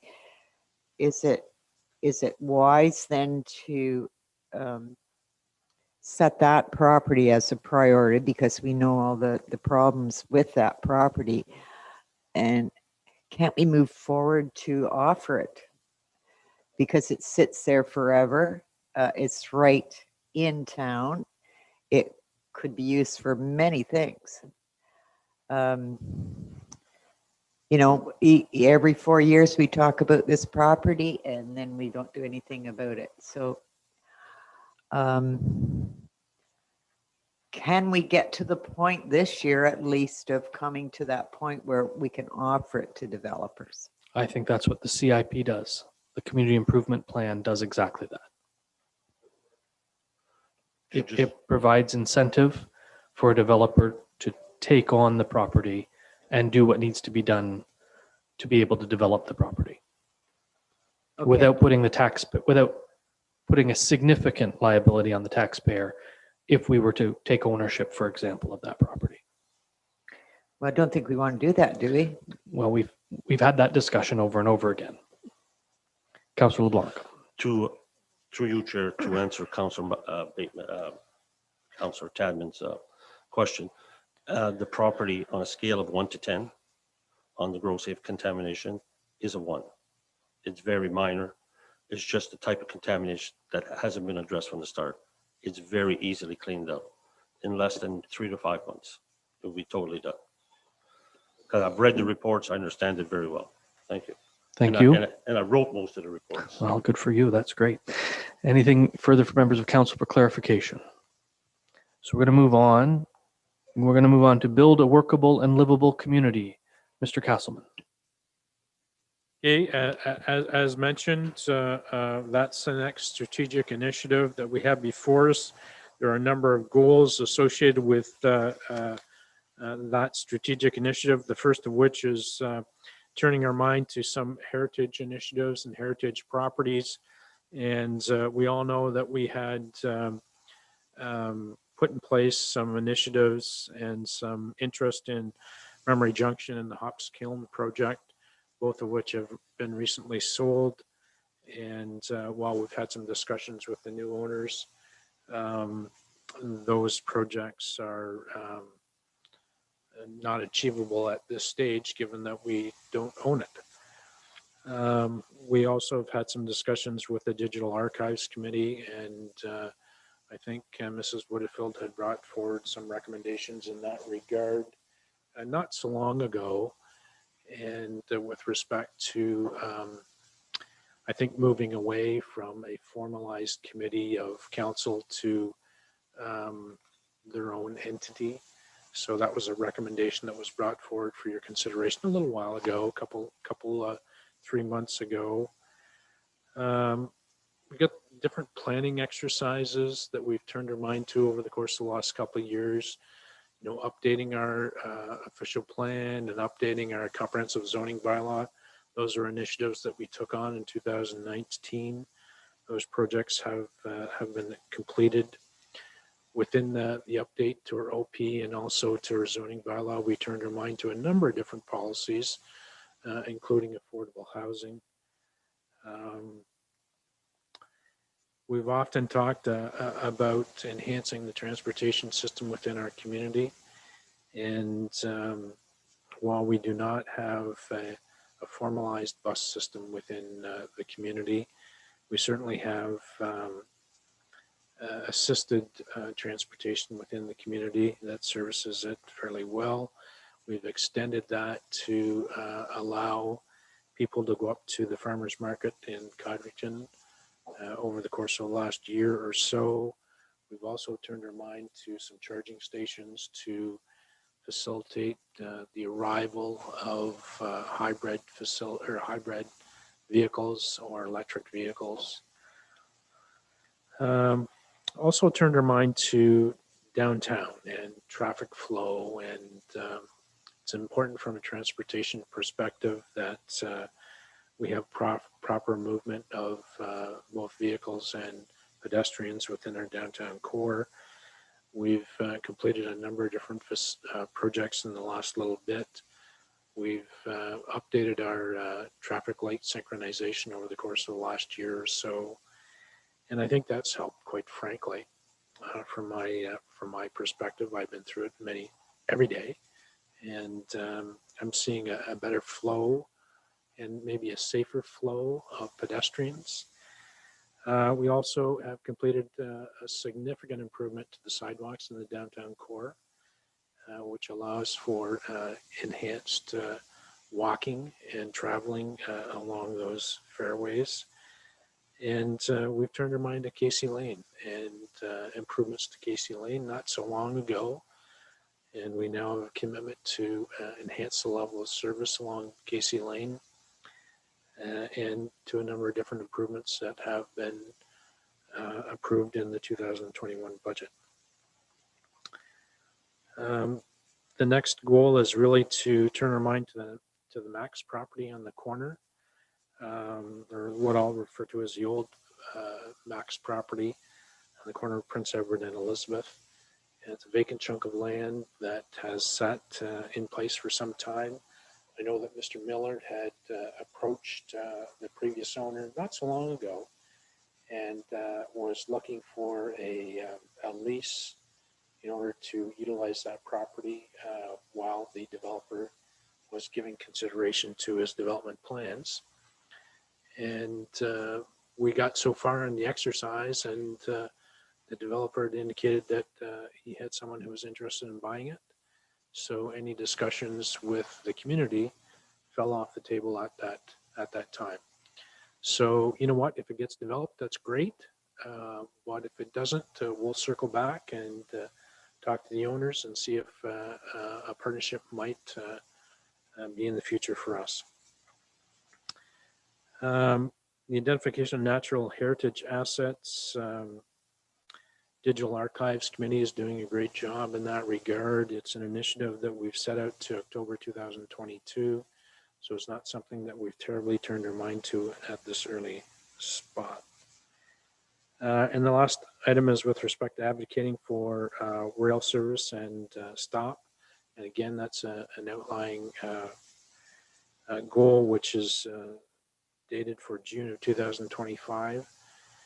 And that really goes to, you know, the whole issue of Memory Junction and securing that property. That was our thought process with respect to trying to secure a spot for the future. That didn't work out. There may be other opportunities that we'll continue to turn our mind to over the course of the next number of years. So we haven't lost sight of that, just we lost an opportunity. But we'll continue to look for additional opportunities on a go-forward basis. Clarification from Council, Deputy Mayor. Thank you. Just a couple of things. The one, the affordable housing, I think it's become more and more important. And we're hearing of house prices and going to a point where people just can't afford to buy houses. There aren't places to rent. So that's something that I think we may be talking about a bit more this year, and it's really important. So I just wanted to bring that up, and even partnering for more, not just affordable, but even, you know, government assisted housing, because, you know, at, an average of 500,000. I don't know. That's what I'm pulling out. Most people can't afford that. So I just wanted to mention that. And also when we, the whole idea of the old train station, of course, that's an item I've talked about quite a bit. You were saying other opportunities. Have we talked to the new owners about whether or not eventually there's a piece that we could get back that includes the old train station? Because I still would love to see the trains start stopping in Brighton again, utilizing that old building. I think it'd be a shame for us to ever let go of that idea. Mr. Councilman? Mr. Mayor, have we had discussions with the new owners? Yes. So I'm going to turn it over to Mr. Hagerman, who has had the direct discussions. Maybe he can share that with the group. Mr. Hagerman? Yeah, very introductory discussions with the recently new owner of that property, and they weren't willing to really disclose what the plans were at that time. Thank you for that. Councillor Anderson? I can just add that I talked to the owner as well, and he plans to make sure he saves that building as it is a designated property. And we need to pay attention to that along with him. And I think he's going to be very sympathetic to that building, and your concerns are valid. We don't want to lose that. And I don't think we're going to, based on what he's told me, I'm not representing anybody when I've had this discussion with him. And but right now he's just going to use the property for his business across the road, the lumber business. And he's even got a caboose. He stated this to the public. They donated a caboose to him. So I think that'll be nice. The yellow one out at the front by the road, it's going to be his, and he's going to restore that. So, but in time, give him time. I have my point tonight. I have two subjects, but maybe I should only deal with one and then leave it, let others talk about something else here. My point tonight is I'll take my mask off so I feel like I'm talking into a bag. I'm going to put it this way. Members of council and through the mayor, last fall I approached Mayor Ostrander with an idea and even a location for an affordable social housing project. I suggested possible local partners and inquired who could we speak to at the county level with this idea that I had. It's probably not an original idea, but it's something that I brought forward. This site that on my mind is shovel ready, basically. I said the location could be quite appropriate to do this in this proximity of the downtown area and the amenities and services that we provide in the area. If the county would agree to it, it could be an ideal, and the owners of the property, of which we're going to talk about tonight anyhow, is about finding property. I made the suggestion of a motion at that time. However, we both agreed, this is the mayor and myself, would investigate an appropriate department at the county level and to get back to me with an answer who can help us with this. At his suggestion, at the mayor's suggestion, I agreed to wait until we had more information to discuss at a strategic plan workshop, which here we are. The mayor has now had conversations with the county. I understand, and their willingness to partner with Brighton should land be available. So that puts the right on our lap. Tonight, I would recommend we add a goal that we identify lands properties in Brighton to the county for possible acquisition to facilitate a social housing build in partnership with Northumberland County. A deadline date for action would be October 2021 to get a response. This is immediate, as the deputy mayor made point of tonight, and I know other councillors here have also made the same point, and it's coming forward in another meeting. But this was discussed and researched a little further back, and I'm just saying, I think if the mayor wants to make comment tonight on where more information that he has, it would be appropriate, but it's something we need to move on. It's immediate and it's not something to talk about for the next 4 years. Thank you, Councillor Anderson. I'll just very quickly add on to that, my conversations at the county level were if Brighton had lands that they would be willing to use for this kind of project, the county would be willing to partner with the municipality to create social housing. So appropriate that we bring it up tonight at a strategic planning meeting. And when we circle around to see what we want to add or take away from the strat plan, we'll be coming back to that for that particular purpose. Councillor Tadman. Yeah, I know I've been advocating for that, for the assistance for a lot of people for affordable housing, the young people, some people on fixed incomes, whatever. And I think this is good. But I think sometimes, Mayor, and you probably would agree, which you don't usually do, but I'm sure you'll agree with this, that when we're looking at property, especially in this hot market, we don't necessarily let the public know, those who are interested at least in investing. So we have to be very careful, because today it might be worth this, and tomorrow be this, and then the next day. And we've heard so many stories now about people getting 100,000, 200,000 more than what they list the price at. So I think we've got to be careful, but I do think as a councillor and deputy mayor and mayor individually, if we have any contacts or leads, we should go to the proper staff and offer that to them, so that, say, Ben or whoever is going to look after that, then they can go and talk to the people.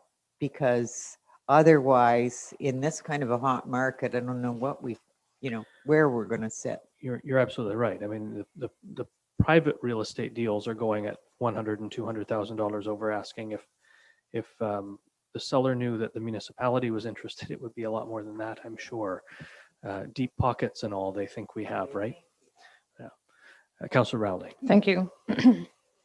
But we also have a few pieces of land that we sometimes forget we own. So maybe we need to double check the inventory that we already have. We might have some right in town that we own that we kind of just maintain, and that would be great for building some affordable housing on. So that's my one comment. I, like everyone else, was saddened to hear that we lost out on Memory Junction.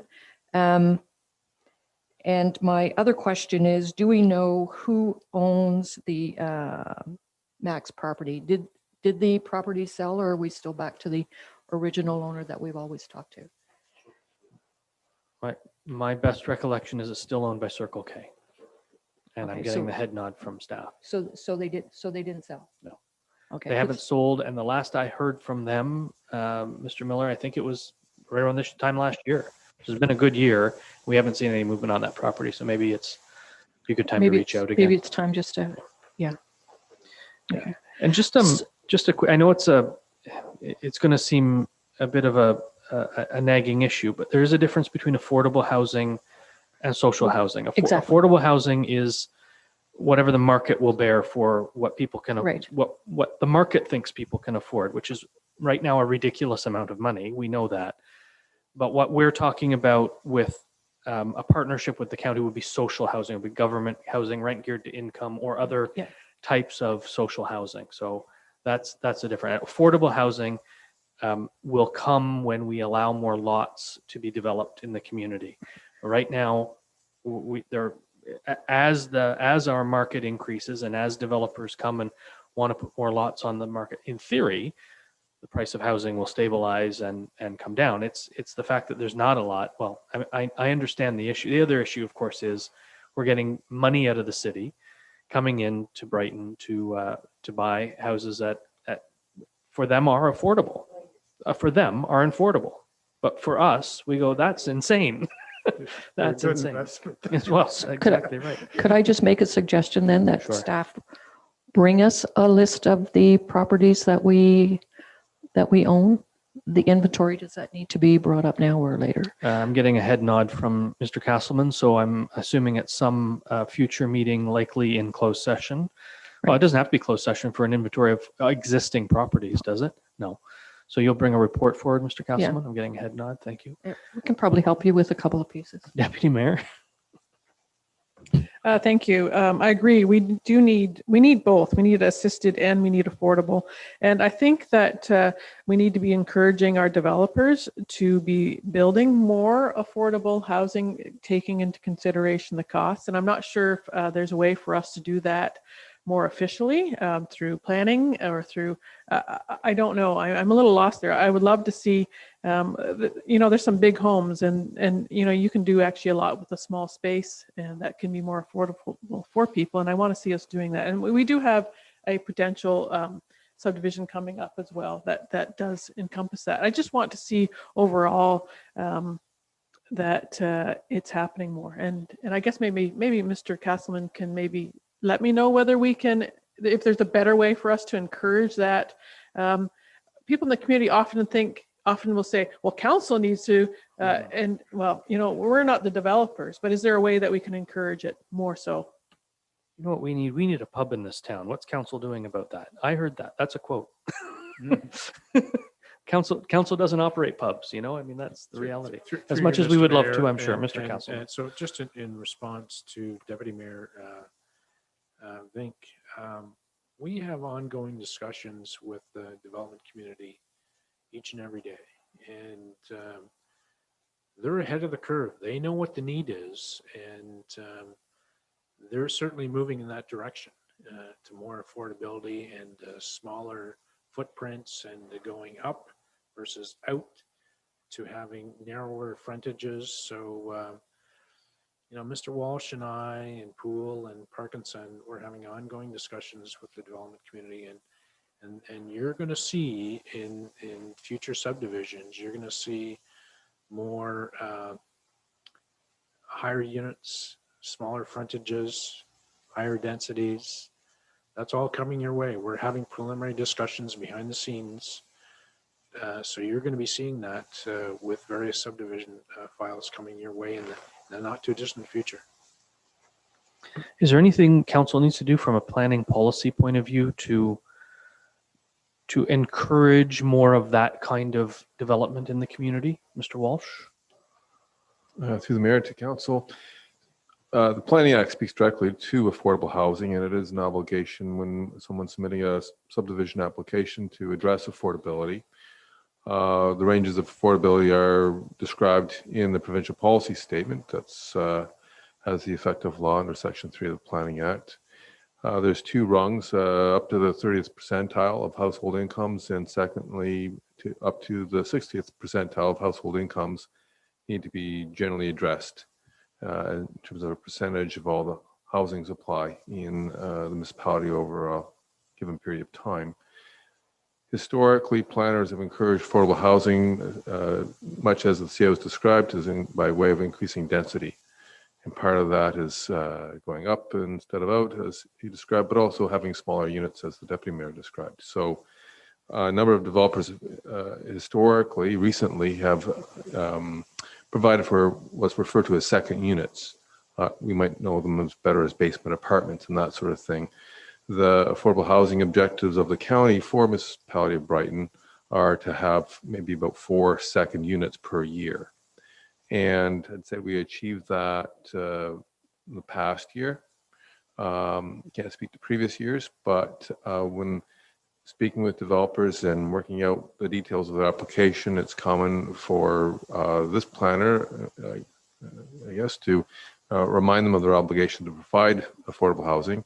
And by the way, this is how you can do it, provide second units. So that's typically how we've done it thus far. Thank you. Councillor Bateman. Just on the geared to income housing, I'm a strong advocate for that. That was really the intent behind the motion. So would it be safe to assume the inventory of the current municipal land, could that not be part of that report that comes back with that motion? Because that was geared to what do we have, what can we have, and working with the county already. I think it depends on what we do tonight with the strat plan update, but absolutely. I think part of your intent with the motion, part of Councillor Anderson's intent with the strat plan item is to find, go out and find properties that the municipality either has or can have in the future that we can use for that purpose. Because I'm all for it being part of the strat plan, but this is really something that has to, that was the reason I put it in, because it's more dire than maybe what some people realize. I was trying to help 2 or 3 people here in town, and I know they'll probably move out of town, you know, as far away as Napanee.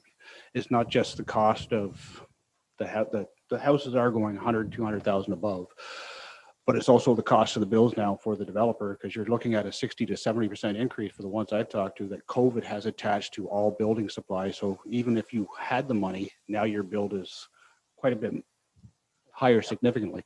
And our geared to income housing that we currently have in our municipality, you know, there's one off of Main and off of Mead. There's a 6 to 8 year waiting list to get in. In the Coburg one, it's a 10-year waiting list, and that's, you know, the county stats. So the need's been there for a long time. That 10 years didn't just develop overnight. So I'm really hoping that we can, you know, that's down the road when that motion comes back for us, but hopefully we can move forward on that, because I think there's a huge need in this municipality. And I think it's across the county and into Quinte as well. Yeah. Councillor Anderson.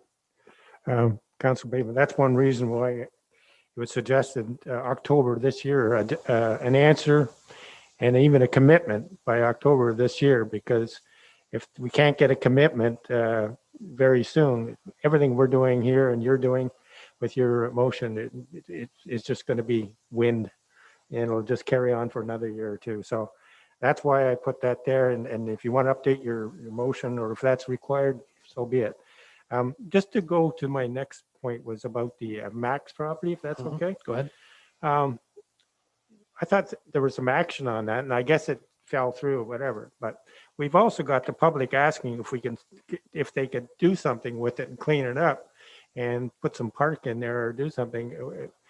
Where's that stand? How can we go back to them and say we're still waiting for an answer on what's going to happen with that property? I don't want to keep on doing that. I think we need to get an answer. What's that? That's what we were. Yeah. We don't own it, but we certainly. So that's what we were just talking about. I know, that's why I'm bringing it up again. Mr. Miller is going to contact Circle K and see if we can get an agreement with them in place, unless their sale is imminent or something. Who knows? Councillor Rowley. Thank you. I want to talk about the official plan for a second. As you said, we've done an update, but I do believe that within the next year or two, we have a complete review. Do we have a date on that, or? To the mayor, good question. We have an obligation to update the official plan again after the time that the county updates its official plan. So actually the legislation says 1 year after. So that would put us at 2024 when we have to do a official plan review. The official plan review that was just completed did a good job of polishing up a lot of different specific provisions, as well as that was reflected in the zoning bylaw update as well. It wasn't considered a municipal comprehensive review, which is a time when you review your urban boundary designation. So it's more of a holistic review. And so that would be the kind of review that we're kind of needing to do by 2024. And we're working with the county now as they're updating their official plan to see what we might do with setting the framework for that in the future. That's our deadline for our updated plan. And while we're on the topic of OP, we do have secondary planning in the budget for this year. Is that my recollection? Yeah. Okay. Thank you. Correct. Councillor Tadman. Thank you, Mayor. I have a couple of things, but I just want to add to everybody, I think here agrees that we need affordable housing and subsidized housing. But I think we need to remember that if we don't have affordable housing for our young people, they're going to move away from here and we will lose the workforce. And so I think it's something that's urgent. the other thing I want to talk about is that the Heritage Committee also does a lot of work towards the natural heritage assets in the town. So I think they should be recognized. And also that the digital archives have purchased a drone, and that should be very interesting what they produce out of that. And back to Quinte Access, I think it once again needs to be whatever vehicle you want to use, but probably on our page on the internet. But that even the bus on Sundays is more than going to Codrington, and so I don't want it to be just specified it's Codrington. The route starts at No Frills, goes down Bowes Road into Gosport, picks people up, comes in, it goes over to the Presqu'île Park, the parking where you go to get your permit to park, comes back out and goes up in Cricklewood. It just finally came to me. So it goes to Cricklewood, Cheers, and back into town to Sobeys, and then out, and Judy Coates on the other side. So it's a great opportunity for people, especially who can no longer drive or don't drive. And they can get off at any one of those spots and be picked up later on in the day. So, I mean, it's a really good service all the way around. And thanks to Councillor LeBlanc last year, I think he sponsored quite a bit of that. And we as a municipality support Quinte Access. So I think that's really good. The other thing people should know that it's not just if you have any kind of a disability, it's for everybody. Say you need to go get your COVID shot in Trenton. You can call them and they'll tell you when they can pick you up, and it's very cost affordable. And then you can get a transfer from Walmart and go anywhere else in Trenton. So, and we're moving now to be able to get students into Loyalist College. That'll soon be. So there's a lot happening with this, the Quinte Access, and I think people need to know more and more about it. That's exciting news. Pardon? They have done. So it's, nobody takes them home half the time. So to speak to two of your points, Councillor Tadman, the concern about people leaving the community and we'll have a labor shortage. Quinte Economic Development speaks about a skilled labor shortage in the Quinte area all the time. Employers, there's lots of people who need work. There's not a lot of skilled labor available for these new, especially these newer employers, these new tech employers to employ. So that is something that QEDC has on its on our collective minds moving forward. For the Quinte Access bus, do we have them linked on our webpage, Mr. Castleman, or do you know? Maybe Mr. Hagerman would be able to. Not sure offhand, but I'll check right now. And specifically, Mr. Hagerman, the routes for Brighton, if there's a way to link those to our website so people can access that information, because it is a good service. And I'm, I always worry about, use it or lose it. And we need, there are people who would love to get to these places and just aren't aware that this service is available. So I think that would be good. So it looks like under senior services, Quinte Access is linked directly to their page, which gives a fairly descriptive idea on the routes. But if we want, I can add something on our page as well. I think that would be a good idea, because add it to the list. Not just a senior service. This is Brighton's public transit option for anybody who has the need to get around the community. Sure. 2 or 3 days a week, right? Tuesdays. I think they cut back a little bit, but COVID cut them back. Yeah. Because, but they still operate every day. Okay. Just one more thing to do with that, well, Ben's on it, is that they also offer tours and, a group of people, say from Applefest, or a group of people down at Brighton by the Bay or whatever. And that service is used a lot. And they will take a group of people to the show in Trenton or the show in Belleville, or wine tour for people like Councillor Rowley, who seems to like it very much, and Deputy Mayor, people like that. Not the mayor, of course, he No, I would doesn't. never. No, but it's that kind of Beer thing. maybe, but not wine. Okay. I think that's all but definitely we need to promote this more, because I certainly don't want to see us lose it, because I there's agree. some people totally depend on it for everything they do. Absolutely right. Councillor LeBlanc. Mayor.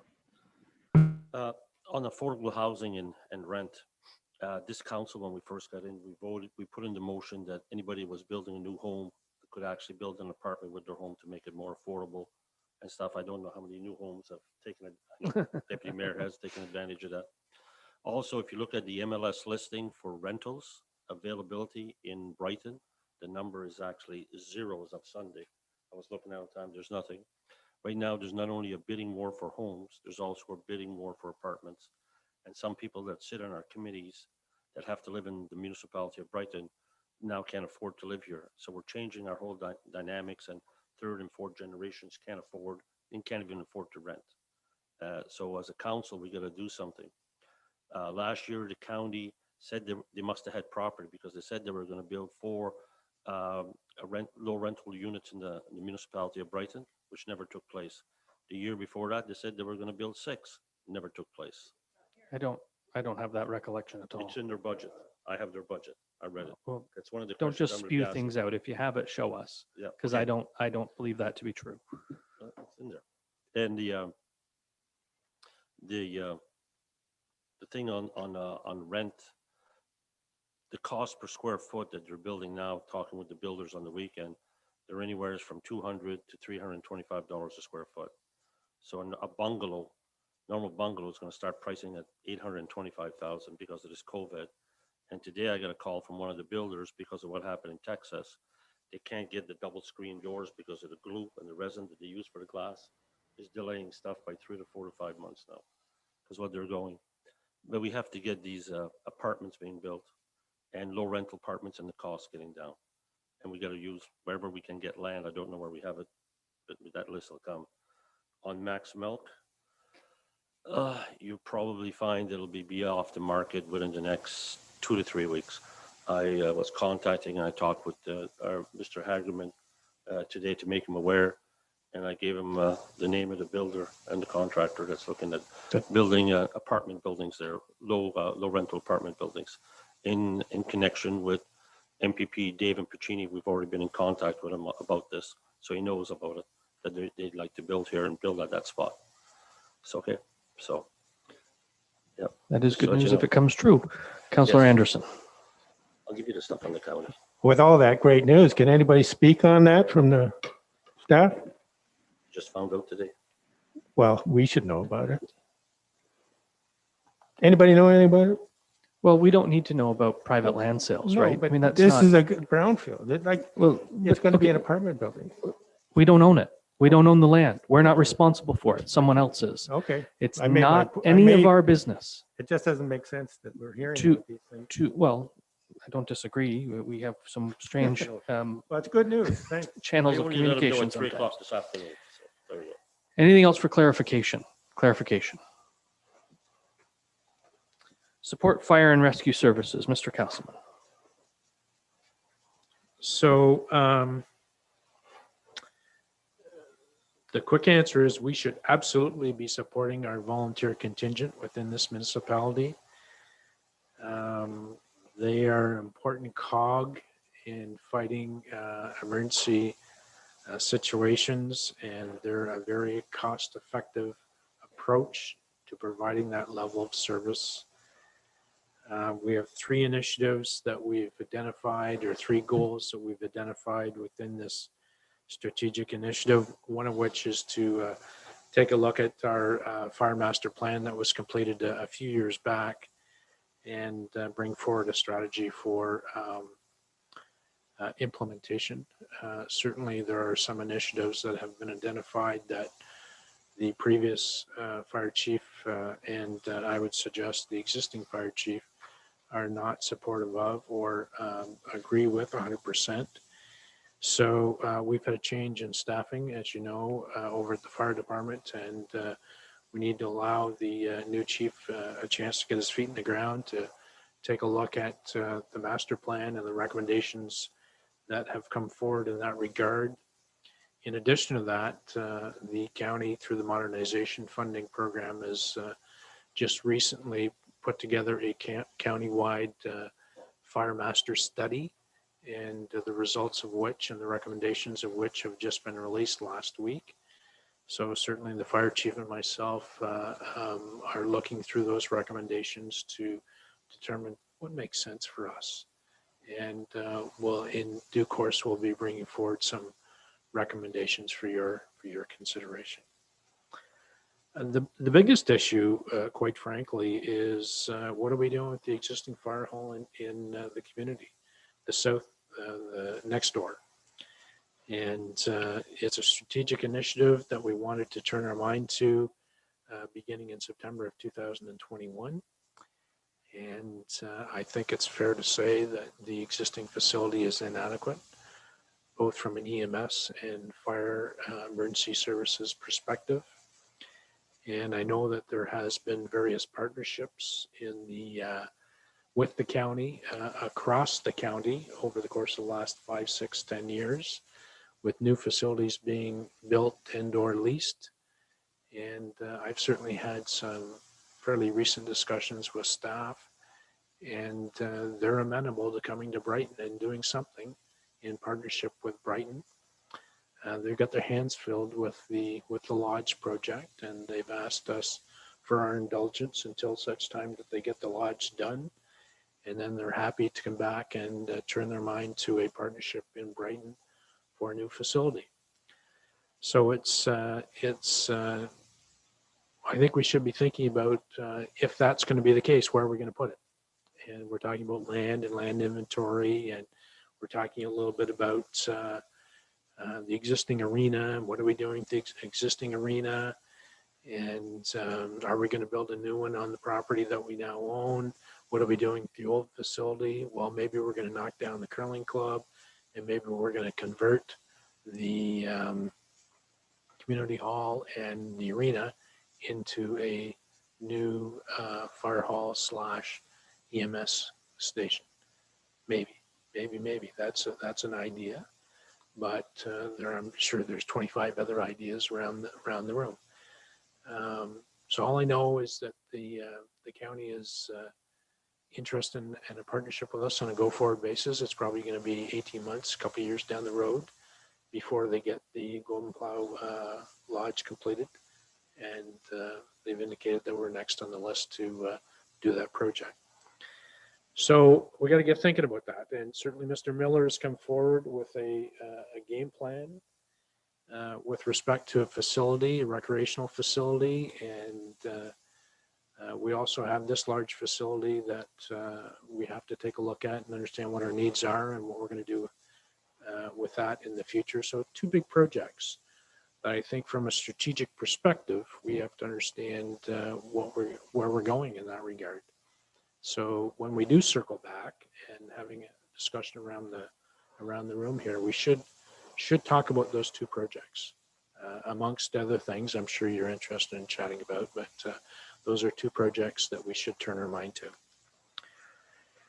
And then the last initiative is with respect to the overpass or proposed overpass on John Street. Each of us go up and down the tracks, whether it's Ontario Street or whether it's the main drag here.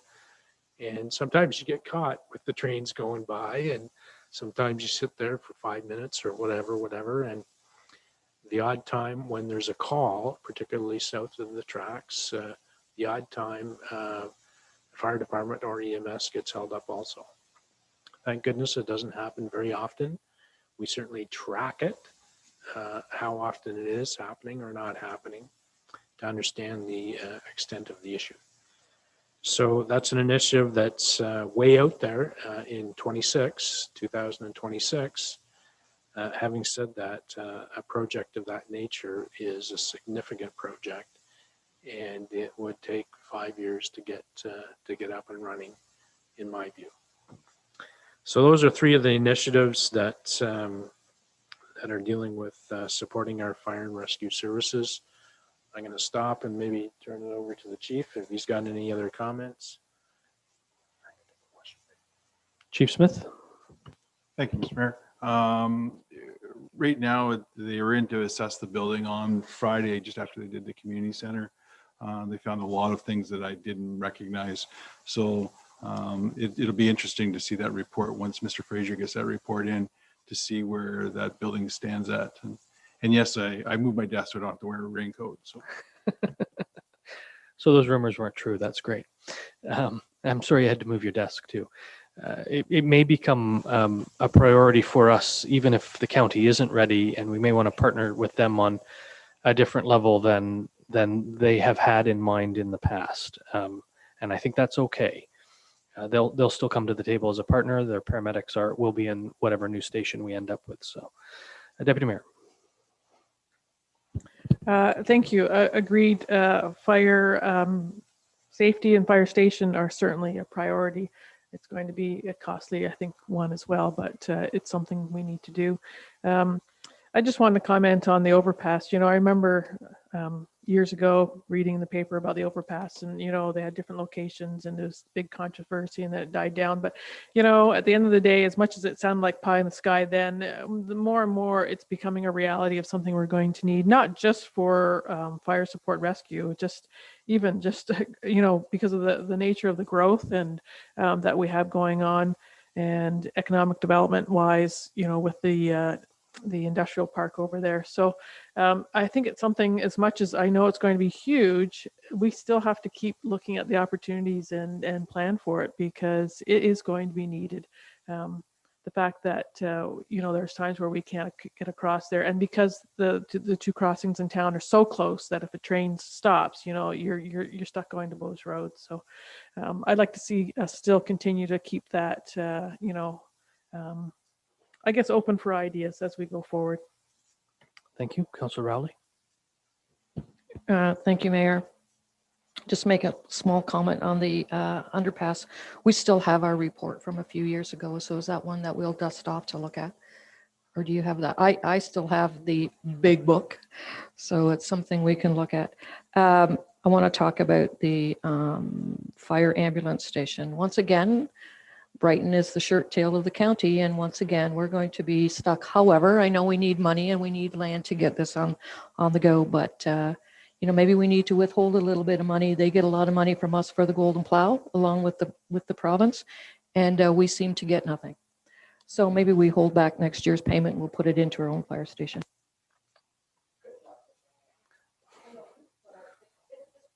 It is. I don't think violating the law is the answer, but no, it's not. But, you know, coming up with promises, you know, we're once again, this is an important thing that we need to have here for the safety and the well-being of our municipality. And we now have, you know, a fire department that's a building that's leaking. It's really, it's once again where everything goes west and we just wait.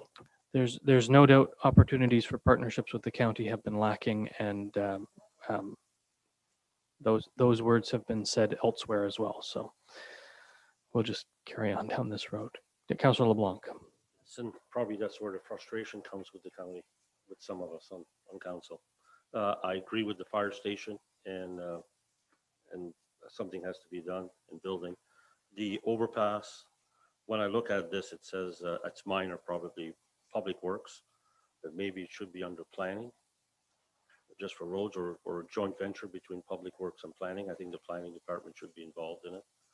And there is a motion that was passed by this council, which was to join Georgina Street to John Street, to County 2 and to go across, and also all the way to Telephone Road to alleviate some of the traffic studies and everything.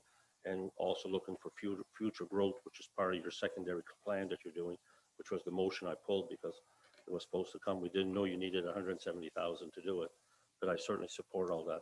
And I also support Emily Rowling's strong point on withholding money from the county, but I would do it for Telephone Road and Loomis Bridge too at the same time. So that's where I fit. Sure. And again, this municipality will not be withholding money from another level of government because that would get us in hotter It's water than illegal. you think.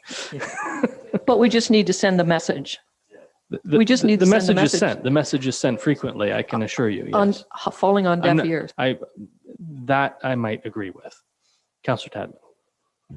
Thank you, Mayor. I think Councillor Raleigh made a good point in that we spent a lot of money and discussed for, it seemed like forever at one time, where we were going to put the overpass, underpass, and all those studies were done. So you have it, I have it. So please don't hire a consultant to figure out, because we definitely, I think, have, at least I'm convinced, I don't know about the rest of you now, but I can't possibly see an overpass, underpass on Prince Edward Street. There's no way we could afford to buy up all the homes that it would take for that span either way. So That and the cost of moving underground infrastructure during Absolutely, construction, everything. and this is the good thing about identifying John Street is it's essentially a greenfield build. yes, It's an easier opportunity, I think, and that's from my eyeballing point of view, but that's on a Google map anyway. but Carry on. yeah, just for the same thing. But we have to have something in place, because we're always hearing, well, Brighton, you're never shovel ready. Well, let's move towards, if we're all in agreement as a council that it's got to be at John Street. I certainly couldn't agree with Prince Edward Street, as much as I know that there's a lot of hold up there for when trains go through. But we got to do more than just say, okay, 5 years from now, we're going to look at John Street. Got to do it now and get prepared for when the money, the infrastructure money is out there. So what's the plan to plan, Mr. Castleman? What's that timeline look like on both of these projects that we're talking about? Well, I think part of our discussion tonight is to talk about prioritization of projects. And there are a couple, 3, 4 large projects that are looking us right in the face. We've got the whole issue of Lagoon and what we're doing down there. That's a multi-million-dollar project. You've got the overpass issue that will certainly be multi-million-dollar project. You've got the fire hall and you've got the recreational complex. 4 large projects. Can we do them all at once? My view would be no, but we have to sit, as part of this session is to talk about priorities. Which one do you want to tackle firstly? Which one do you want to do secondly? I don't think from an affordability standpoint, you can tackle them all at the same time. Go ahead, Councillor Tadman. Thank you. No, I'm not suggesting that we go for all 4. I mean, talk about none of us could afford to live here if we did that, just with the increase in taxes. But I think each one of them deserves attention, and I'm moving forward for each one of them, instead of in 5 years from now or whenever you do another strategic plan, say, okay, let's move that to 2029. If you haven't done anything in between, then there's no planning. So I know you want a new fire station. I'd like to see several things, but I think we can work together to get, move each one of them forward. Jim wants a new arena. Bateman, Councillor Bateman probably wants a new arena. He hangs out a lot there. I don't care anymore about an arena. Because my kids aren't there, my grandkids anymore. But it's all those things that we need to move forward in. We can't just keep saying the fire hall roof's leaking. What are we going to do about it? And that's exactly why we're here. Yeah. Right. That's why we're talking about this. So Yeah, that we can but set these let's, strategies. instead of saying, oh, we can't afford none of them, let's start moving forward so we can plan. So let's get through this process and then we can get back to Okay. looking at those numbers. Did you have one more comment before we move on? Councillor Anderson, you had your hand up. We're going to move on. I believe you both. Engage with members of the community effectively and more frequently, Mr. Castleman. There are a number of goals associated with this strategic initiative. I'll just go over them very quickly. The first of which is the creation of a youth advisory committee. That project is incomplete. Second item is with respect to quarterly reporting of the strategic plan. Well, we all know that we've been doing that for the last couple of years or so. So that project is ongoing. The third item or third goal is with respect to creating opportunities to develop community-based council committees. And quite frankly, we've added a number of committees of council over the last little bit. Our Economic Development Committee, our Rural Broadband Committee. We've taken a look at digital archives and established them. We have a draft of our Environmental Review Committee. It's just that, a draft. Part of the challenge is, and we've talked a little bit about a Trails Committee tonight, part of the challenge, and you got to keep, well, it's nice to engage the community and the seniors and the volunteers. They've got a lot of skills and advice to provide to us to help the community. There's an impact on staffing, and it's just my view is that any good committee needs staff support in order to push initiatives forward. So the more the more committees that you have, the more staff that you have to have in order to support them. So there's a balance at the end of the day, and so we need to be cognizant of that balance. Okay, going to keep on going. The next item is developing a customer service policy. I've got a draft that I'm sitting on my desk under review. Next item is dealing with the audio visual technology in here, and I can suggest that that project has been completed. It seems to be working well. So that's a good project underway, or has been completed. The next item, we just dealt with the clerk's report last meeting, and that was a study of our award system and whether we wanted to go with the award system or not. Council decided that they did not, so that issue has been completed as of last week. And the last goal is e-commerce and e-services, and this is an ongoing initiative in order to, quite frankly, enslave the technology. The more we can use the technology within our community, the better off we all are at the end of the day. And COVID, quite frankly, has forced us into that mode, perhaps a lot quicker than what we had thought. And we're continuing to add services from an e-commerce perspective, and we'll continue to do so on a go-forward basis. Thank you, Mr. Castleman. Before I open the floor, it will be noted for the record that Councillor Tadman left the chamber at 8:48 p.m. and returned at 8:50 p.m. And Councillor Anderson left the chamber at 8:52 p.m. Members of council, any questions or comments for clarification? Councillor Rowley. Two. The Youth Advisory Committee, is there going to be an opportunity at all to engage the youth? I know we spoke earlier with recreation and things that, you know, there's probably a lot of kids out there that would have some input that we could see. You know, not all of us are skateboarders or skaters or ball players, but wouldn't it be nice to get one or two kids involved in something like that? It's always been something that I thought we should engage in. That's my one question. My second question goes around customer service. And although Mr. Castleman, you said you have a draft policy that we'll be seeing shortly, it was a concern of mine during budget time that we'd kind of scratched the customer service status quo line item out of the executive summary in the budget, and we never did really discuss the why and wherefore of that. So I'll be pleased to see that, to see if we can. I'm not saying that there needs to be a lot of improvements, but I'm certainly looking to see something more in the next budget time, more than just status quo. Thank you. And for the record, Councillor Anderson returned at 8:53 p.m. Any other comments or questions for clarification? Councillor Tadman.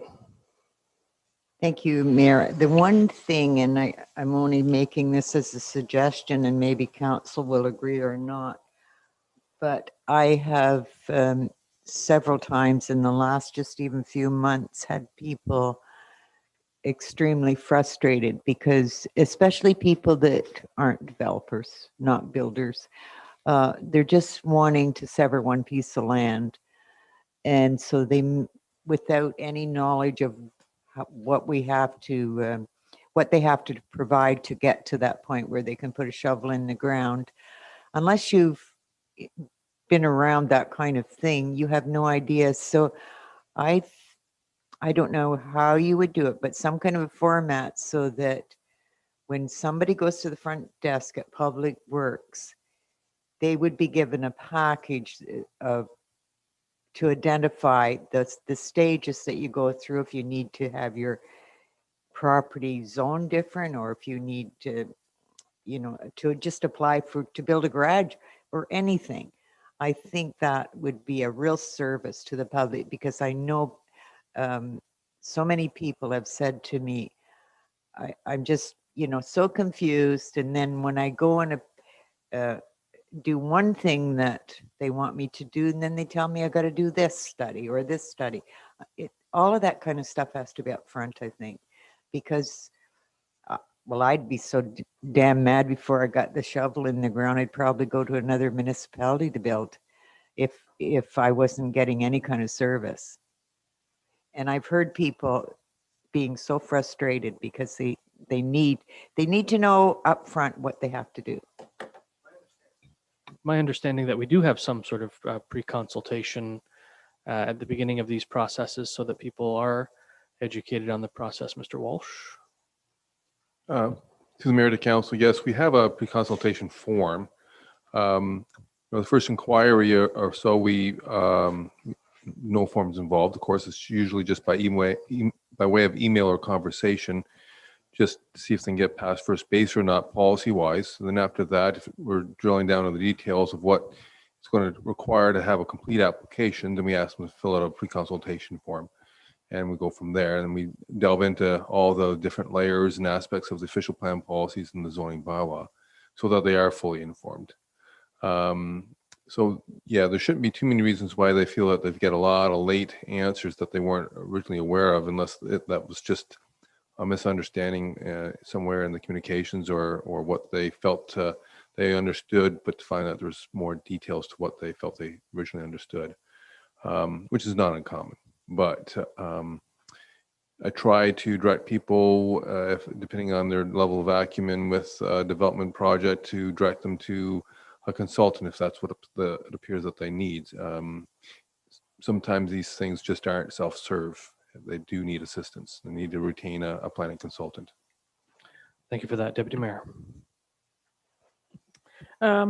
Thank you. I have a question about one thing, but just to comment on that, I think our planning department hasn't been maybe fully staffed either over the last few years. I did build a house this year or last year, and I agree. Some sort of checklist for those non-developer types to say, okay, first you need to do this, because every time things change all the time, and I think it is quite daunting even for someone who's done it before. So I would agree that, you know, we're talking about customer service. I think that's the idea.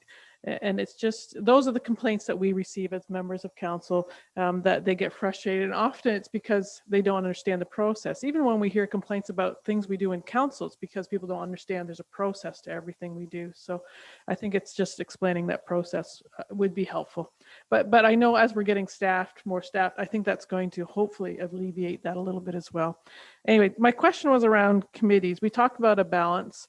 Mr. Castleman, we hear of this often. I think our desire for committees is because it helps us to have a hand in what's going on, and the community has a hand in what's going on. Do we have a limit? Is there a number of committees? That's too much? Is there a standard that we should be looking at? I guess I often hear, well, too many committees, and I understand because we need a staff member to attend, and we do need staff members to attend. I agree with that. It's too difficult when we don't, because us as members of council can't can't agree to spend money, or, I mean, we need a staff member to do that. So is there a number? Is there something we should be looking at? I mean, is there a balance for us? Because we're asking for the committees, we're told we have too many. And I will turn the floor over to you, Mr. Castleman, but for the record, Councillor Rowley left the chamber at 8:56 p.m. and returned at 8:58 p.m.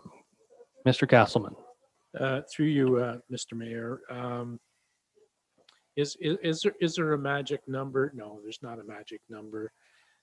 My concern is staff prioritization at the end of the day, and having adequate staff and levels of service.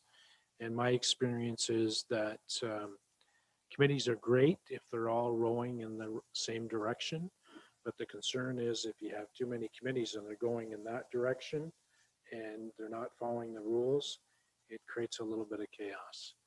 And I'm not suggesting it's here. I'm just suggesting that that's been my experience in 5 or 6 other municipalities that I've been in. So it's a friendly warning to council that if you get too many, get going in different directions, and you have cross purposes that are taking place. And tonight we're talking about going on a path and setting a game plan.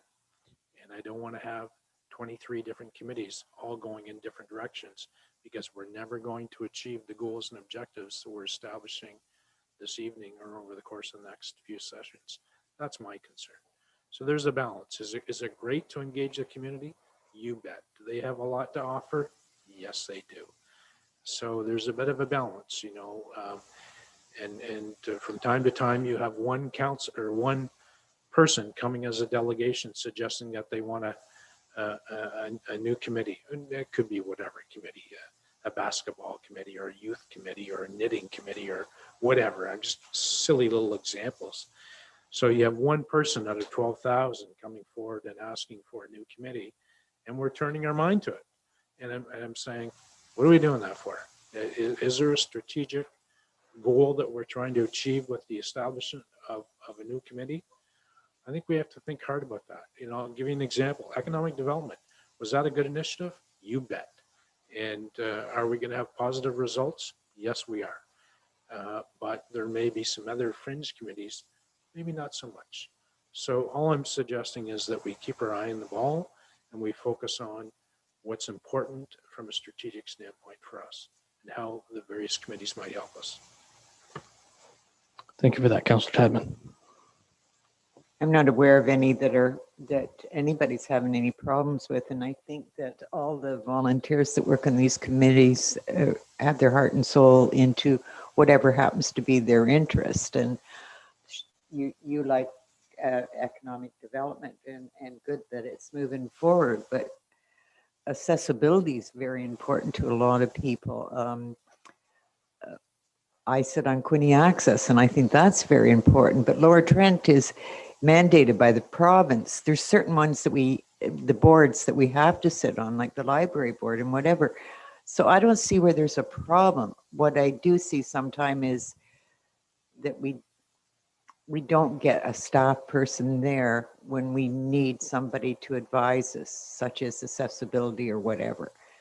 But I think all the committees, and I haven't heard any problems with any of them. Thank you. Any further questions for clarification? Councillor LeBlanc. Through you, Chair.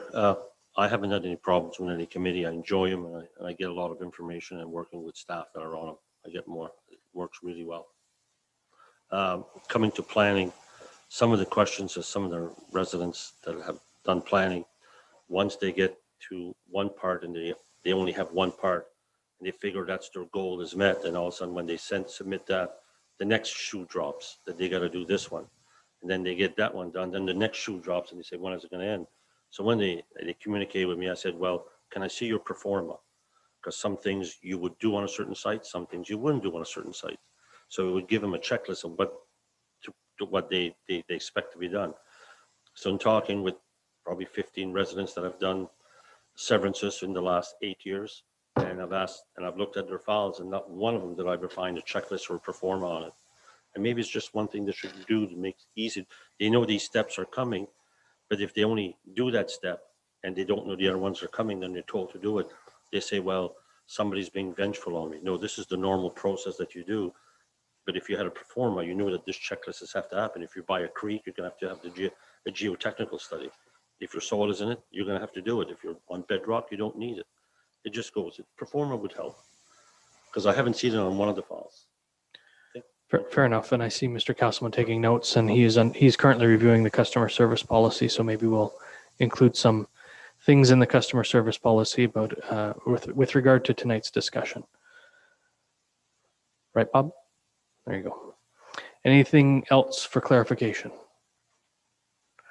Okay, so we're going to move on to repair and maintain critical infrastructure, ensuring both fiscal and environmental sustainability. Right? Yep.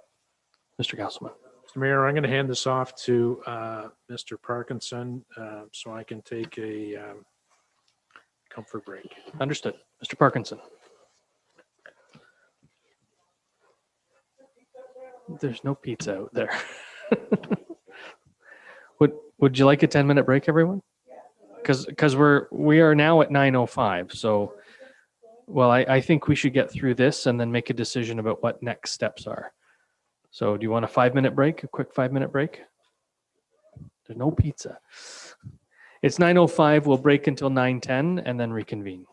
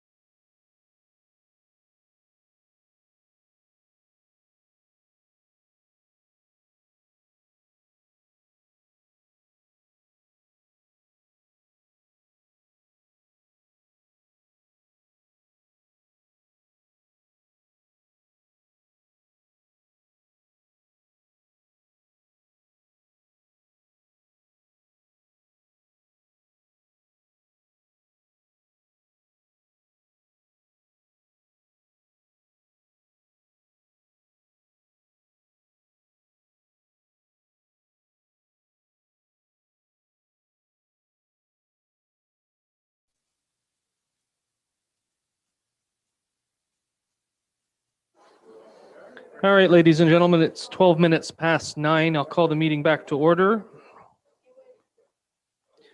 Mr. Castleman, if you could run through the repair and maintain critical infrastructure ensuring both fiscal and environmental sustainability.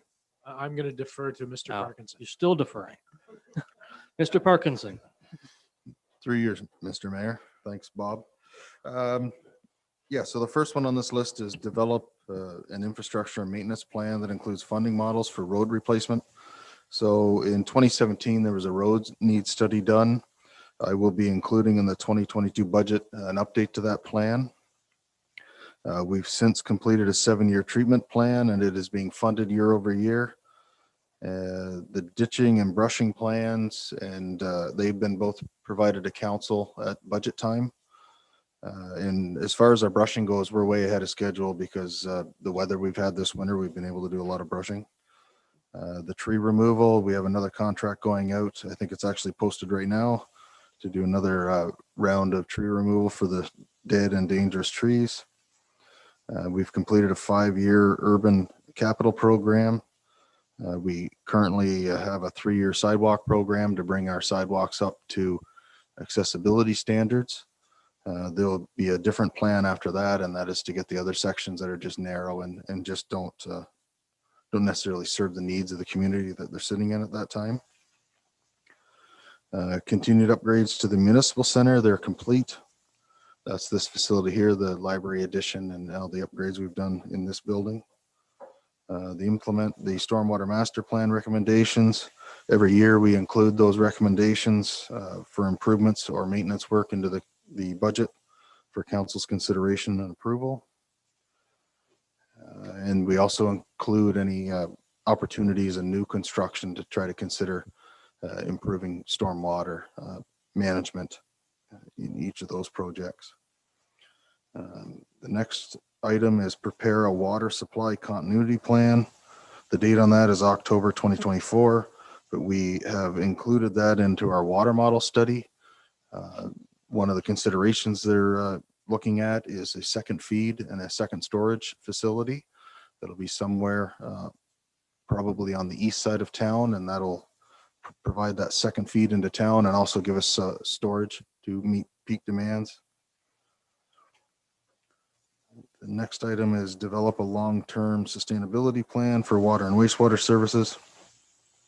So that's part of the water model. We've kind of joined those two together. Everybody knows here that the MBBR project has been canceled, and we're looking at alternative solutions to take care of our ammonia exceedances and also future capacity to serve the community, to make sure that we make the correct investment for now and the future. The pumping station and force main design, the ECA has been submitted to the MECP. Probably Thursday, I'll be submitting a letter to the MECP requesting expedited review of that application so that we can get on with the tender issuing. I should have had the 100% tender drawing and packaged last Thursday. I'm still waiting on that from the consultant, but I should have that this week for us to start reviewing so that we can have it ready to be issued. The design and construction of the addition to the Brighton Health Services Center has been completed since last year. And the design and construction of the industrial park servicing, the Sharp Road extension has been built. We're going to be paving that top coat this spring, and then that'll be complete. The hydro has been installed for the entire length of that industrial park expansion and is now servicing a couple of businesses down there. And the gas, the Union Gas has it all designed. They're ready to go. And as long as we wait until we have a building permit issued, they will install it for free to wherever the building is happening. If we want to put it in ourselves, it's going to be about $250,000. But if we're patient and just wait for the building permits to be issued, then it'll be free at that time. Thank you, Mr. Parkinson. Questions of clarification from members of council? Deputy Mayor. Thank you. The one item talks about the design, construct the upgrades to the WPC. It also mentions twinning of the force main, and that came up as a result of a water main break a major one a number of years ago that caused a state of emergency. And it's kind of always been there, but we know it's quite costly. I guess my question would be, how important is it that we do this? What would happen if we were to have a water main break? Would we end up in the same situation we did before? Maybe, yeah, some clarity around that would be great. Through your worship. So the failure that we had was in the trunk main that services the town. So if that happens again and we have to shut that main off, then the town will go dry again. And there'll be under boil water. It'll affect fire services, and it'll certainly affect the lives of the residents of the municipality that are on water and wastewater. That's why we're looking at getting a second feed in, so that even if we have some sort of issue, we will have a water tower that we can haul bulk water to and at least keep the town wet and under pressure. We might still have to go under boil water, but we will still be able to provide the town with, bathroom needs and showering and water pressure to their homes and that sort of thing. Thank you. Councillor Tadman. Well, thank you. You said that you have a continue upgrades to the municipal center, and you know that I've been harping about this for a long time. Where are we at as far as getting some of the repairs, the necessary repairs, like bricks falling off walls and things like that? And I know that the back step here seems so much more serviceable now, but there seems to be an awful lot of areas that, I can't even remember how old this building is, but you just have to walk around the back and the side here to see brick laying in the gardens, and something should be done. And I don't know if it's because it was not good brick, or maybe we got something that we haven't got the right barrier between the brick but we need to get on that. And I've been harping at this for, 12 years now. Is that something the facilities conditions report will help us to prioritize items on? Mr. Castleman?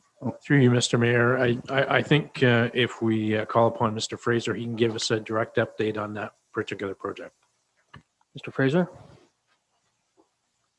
Through you, Your Worship, we have actually our contractor in place to start that project in April. It was awarded late last year. Our contractor is in place. Brick and supplies are ordered. Like I said, we should have a start date of mid to late April. Thank you. That's for a complete replacement of the east side. Thank you. That will make Councillor Tadman very happy, Mr. Fraser. Yeah, it doesn't take much. That's not my experience. Councillor Rowley? Thank you. A couple of questions. I think my first one might go to Mr. Hagerman. The industrial park, are we at capacity as far as lots sold? Mr. Hagerman? No, there's still a few available. Okay, but we're close. Would it be possible to get a quick staff report on what's available and where we're at with the industrial park? And just that kind of information is always helpful on an ongoing basis. I know we've seen one before in the last year or so, but it's good to stay up to date for council. May I ask a second question? You may. Thank you very much. This one is for Mr. President or Mr. Parkinson. Mr. Preston Parkinson. You spoke a few minutes ago about water storage on the east side of the municipality. Is there consideration at all given to any of the wellheads, the west part of town? Will they ever be kind of operational here for the municipality? Mr. Parkinson? Through your worship. I think you're referencing the well that's over on Simpson Street. It's just a dug well, so it doesn't really have a lot of capacity to serve more than a single family home. But we are including into the development charge, including a fourth well at the water treatment plant to increase our capacity. So that'll be probably in the next 4 or 5 years. We'll have to get that installed. So that's something we'll be starting to collect development charges on soon. Please do. Then, thank you. So, and you're pretty confident that we have the volume there at our water treatment plant at this stage? Like there's, to put in another well, there's going to be lots of water there? Yeah, through your worship. Yes, there's sufficient capacity in our source water to add a fourth well. Thank you. Councillor Tadman? You going to allow me more than one? You go ahead, of course. Thank you. Okay, as one item here, you got implement the stormwater master plan recommendations. And I know that there's been people speaking about rain barrels and things like that. Are we going to look further about the recommendations that came out of that? That was a big report, cost a lot of money, and I think we should move on it. And I think we are through the budget. Mr. Parkinson? Through your worship, yes. So in the back of that, there's a spreadsheet that they've recommended a lot of maintenance work and upgrades. That's what we're focusing on. Community initiatives will be a little bit different focus. We can't necessarily make people use rain barrels, but we can make them available maybe at a reduced cost, maybe implement some education along those lines so people use a little less tap water for their gardens and that sort of thing. Perhaps partner with a service club to sell them in the community, something like that? Absolutely. Yeah, we've done that in the past. Laura Trent has sold them in the past. Yes. Councillor Tadman? Just further to that, all the stormwater ponds were checked out at that time, and there was recommendations there how often we should maintain them. Have we got a plan that we're moving forward with each one of the ponds? Mr. Parkinson? Through your worship, in that detailed list they give in the back is the plan for the maintenance that they've recommended that we do. And that's what we're following every year in the budget. So it involves catch basin clean outs, some capacity upgrades in different areas, pond clean outs and sedimentation removal, clean out of the different waterworks leading to and from each of those ponds too, is part of that overall plan over the next 10 years. Okay. And go ahead. This is still water. And I'm sure you specifically, it's been going on for years now, and Laura sat on the other, and you were there probably. South Pinnacle Street has had to put up with water trucks and all the noise and the dust and everything. And we have promised those residents that we would move to another area. Is there any progress on that after this? I think you called it a water supply. Water Continuity modeling plan? study. Yeah. Mr. Parkinson? Through your worship, yes, that's part of the water model study. They're going to identify some locations that we can install a bulk water station to remove it from the end of South Pinnacle Street. So if residents ask me once again for the 100th time, I can say that it's in the works, that we'll soon be. My recollection from a question I asked Mr. Parkinson last week from a constituent asking me was that the water modeling study is expected to be complete at the end of April-ish. And so then staff will be bringing recommendations forward after it's reviewed. And could we expect some movement on the bulk water station by the end of the year? Absolutely. So I can't guarantee that we'll have it built this year, but we'll certainly have the design ready and have a plan to replace it for at least 2022. Because one of the major priorities that have come out of the water model study so far is the lack of serviceability to the west end of town, anywhere west of Ontario Street. They have a single 6-inch main. It's about 65, 70 years old. We had a couple major failures in it in one little section in the fall. So we've moved ahead with the design to create a connecting link water main from Ontario Street into Royal Gala, so that we have a secondary feed to that edge of town. So it also improves fire flows, and it also provides continuity of service to those 250 plus homes over in that area. Go ahead. And this is my last, and it's water, but it's wastewater. We have been advised that our pumping station needs major repairs. How soon can we expect now that you said the ECA is done? And have we, and you there is a tender gone out? Or you're getting ready for a tender to go out? We're getting ready for the tender. I'm awaiting the final tender documents and drawings from the consultant now. They were due last week, so I should have them this week for us to review. Once we get some confirmation of movement on the ECA, then we can get ready to issue the tender for the force main and the pumping station upgrades. And just further to that, there was some safety issues within that pumping station that we didn't need a study to do. Have we got those done? Because there was, when we did our little tour at the first of council, and then when the study was done, there was some safety issues there that should be done immediately. Are we getting like occupational health and safety concerns? Absolutely. And Mr. Parkinson, are you aware of that? I'm not aware of any outstanding issues with the pumping station. They were just reviewed a few months ago, I believe, by our staff, and nothing was noted. We did have a ventilation fan that failed last week, but we got that immediately replaced to keep the ventilation into the dry well. So I'm not aware of any outstanding issues for health and safety on the pumping station. Mr. Miller, you chair the Occupational Health and Safety Committee, do you not, internally? Are you aware of any unaddressed concerns at the pumping station? No, I'm not aware of anything. So perhaps they've been addressed, because we received Well, that yeah. back in like 2016, 2017, somewhere around there, we received that information. So it's probably been addressed.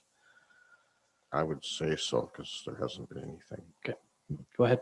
The one thing I think that was brought up at that time, if my memory serves me well, was that for the operator to go down, he needed special equipment, helmet, whatever the hazmat or whatever they call those.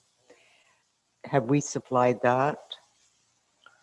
I think like self-contained breathing apparatus, is it not? Yeah, so we have a complete confined space entry setup for entry and retrieval. And whenever they need to wear those, they do. I don't believe they need it to go down into the dry well, because we have sniffers and they have the ventilation system that's down in there. So I don't believe they need the self-contained breathing apparatus to do That's not entry what into the we dry well. were told though at the time.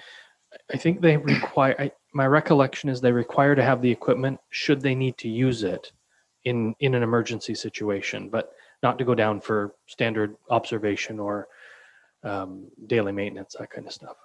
Okay. That's my recollection. Yeah, I thought there was more to it, because the other thing there is that if there is something, do we always have a backup employee to be at, for safety first, and the communication back and forth? I was just wondering. Mr. Parkinson, can you address that? Through your worship, yes. So there's always a plan in place. When they do confined entry, there's always 3 people there. One to do the entry, 2 to do the retrieval if necessary. And they have all the equipment, the crane set up. We even do that for just stormwater manholes when we have to enter a manhole. They set up the hoist, they wear the harness, they do the sniffing, all of those things to make sure that what they're doing is safe and nobody gets hurt. Thank you. Thank you, Councillor Rowley. Actually, Councillor Rowley, before you go, we are at 9:30, give or take. Yeah, we're dead on 9:30. So I'll need a motion that council extend the meeting to and offer me some advice. Natural conclusion, that could be a long time. So like, go ahead. I think we have to decide that after we've had these discussions, we need to schedule another meeting. I would agree. So Because let's we're not going to say, 10:30 to try can we to say decide. 9:45? Sure, 15 more minutes? Wrap this up? and then plan another meeting. Plan another meeting, yes. Council extend the meeting to 9:45 PM. Is there a mover? It's moved by Councillor Tadman, seconded by Deputy Mayor Vink. Is there any discussion? Those in favor? Any opposed? The motion's carried. Councillor Rowley, May I ask my, now I have 2 questions. talk fast. Based on what Mr. Preston Parkinson said. The 6-inch water main west of Ontario. So what you're going to do is kind of twin that, add an extra one is that the plan? Or is it to take out the old one and just expand what needs to be there? Mr. Parkinson? Through your worship, it'll be a twinning of the force main a little further south on Ontario Street. And then whenever we redo Main Street, then the service there would be upgraded at that time. Okay, thank you. And just one more question, please. You spoke about a 5-year urban capital program. How will that fit into our 10-year capital plan? I don't know if that would come from you or if that would come from Ms. Whitfield or Mr. Councilman? Well, I guess my road plan was public works, infrastructure and roads specific. It didn't include any of the other buildings or the other commitments that the municipality might have, which I think is what the 10-year plan would be for finance. Welcome. Anything further from members of council? Councillor Anderson? Thank you. I'm going to just sort of, the topic here is design and construct industrial park services, non-industrial parks, sorry, to construct an addition to the Main Street Medical Center. In that, it refers back to where the medical service center would accommodate 3 doctors and possibly 3 doctors and other medical services. So I have something in my claw that I'm concerned that our public health office should be back in Brighton, and it's for numerous reasons, but one of the ones that came to the topic was when councillors here brought up the point about can you get your water tested? And I know we can probably resolve that in a simpler way, but it's just the tip of the iceberg. They took it away in 2016 for, I take it, a financial reason, and I know part of the reason was cutbacks or freezing of funds for them from the government of the day. That's what it stated in the newspaper. I feel that perhaps funds, and that was $115,000 for rent that they were paying the municipality, as well as their costs of operating the office. So whatever that was. So I don't have the breakdown of that. But I think in this day and age, in a community that's growing as fast as ours, we should be looking at the public health office having a hub, as they've just done, I believe in Coburn, in Brighton. And if it takes a year to 2 to convince them that, but I would like to see them to show interest a lot quicker than that. And I need to know, we need to go to their board. I would suggest, I guess from what the mayor had actually made a point of at one point, we need to step that up. And I think that the public would really welcome that. They have a lot of services, and it's not all about water. It's about water inspection, sewer inspection, well inspection, all that sort of thing, and restaurant inspection, all that. So right now they're probably coming from Port Hope to do that. It costs them, they said they would save money by moving to Port Hope, their staff. I tried to figure that one out. So my point is, if the medical center has space for other medical services and doctors, because I don't want to lose the space for the doctors, is it something that we could offer them and acquire some rent from them and some for a hub or small space where they can collect the water, that they can collect this? And also, I don't know enough about it, but I know the pharmacies are doing blood sampling, but perhaps there could be something involved in that as well. But I'll leave that to the experts. I would like to see us make an effort to see if public health would bring an office here to Brighton because of the growth, and perhaps we can help accommodate them if that's possible. I don't know. There's no one here who can answer that question. No, but I'm bringing it forth in strategic plan session. And I don't think it belongs in our strategic plan.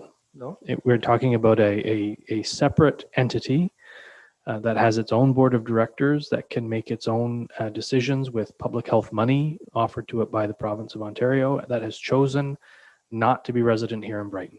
Can we put pressure on them from our level and from a staffing level? We can, absolutely. And we should have that discussion at another meeting, I think.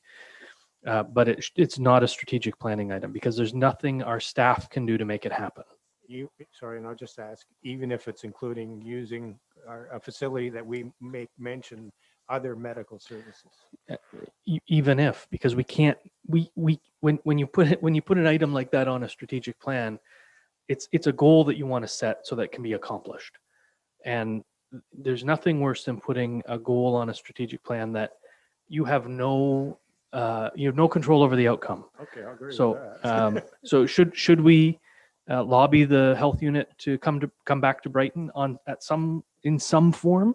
absolutely. So that my next step was, that's where I would probably suggest that I will make a motion. at I think future that's, meeting, I think that's a good if I idea. can find a second. I think it should come forward as a notice of motion. I think you'll have, Okay. I think you'd have 6 seconders on that All one, right, quite thank frankly. Thank you. Did you have a second No, question? no, You're good. Thank you. I'm good. Okay. Anyone else? Councillor LeBlanc, yes.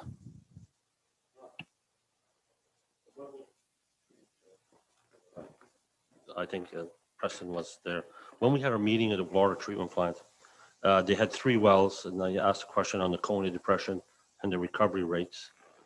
And basically, the recovery rates were between 20 and 40 seconds. Coney depression was not that much, and the drawdown was only like 8 feet on a 135-foot well.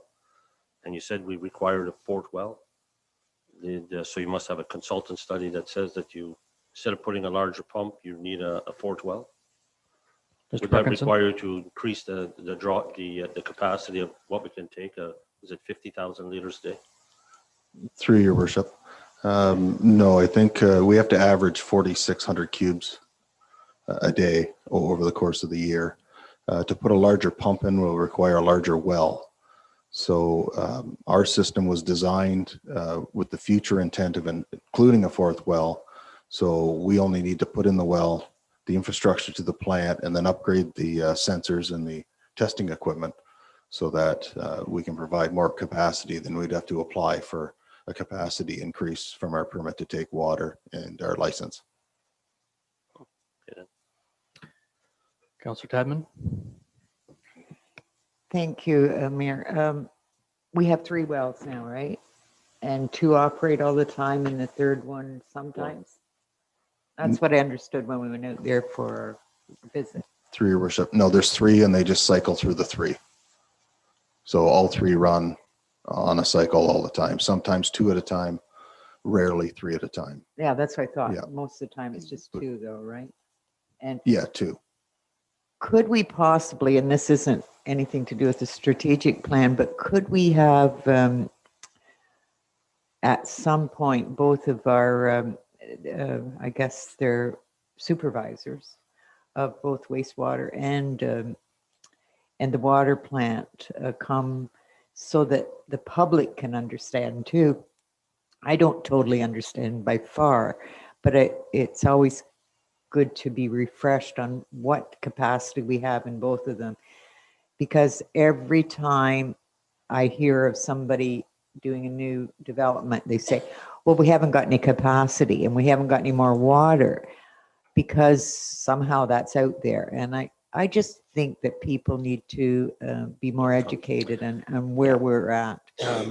I don't disagree. I certainly hear those comments as well and have to defend the fact that the municipality has plenty of capacity in both plants.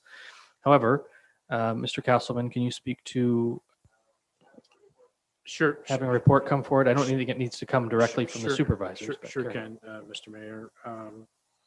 You know, in preparation for this evening's discussion, I knew we were going to talk about the existing initiatives along with the goals and objectives, but it looks like it's going to be another night before we get on to what the real issues are and what we have to turn our mind to. So in my view, one of the issues that we need to turn our mind to is growth, and hanging on to that growth and preparing for that growth from a number of different perspectives, whether it's economic development, whether it's diversity of housing stock, whether it's affordable housing that we have to turn our mind to. But if we're going to accommodate the growth, we're going to make sure, darn sure, that we have the infrastructure in place to support it. So staff have been, over the course of the last little bit, been looking very closely at the residual capacity of both our water and sewer system. And as we meet the next time, we're going to be tackling that issue. So everybody knows up front, how much capacity do we have in our water system and how many homes can we build as a result of that? And the same thing with our sewer system, our wastewater system. So we're looking very closely at residual capacity because that's an important issue. We have to make sure we have the infrastructure in place and the capacity in place in order to support the growth that's coming our way. So that is absolutely coming at our next session.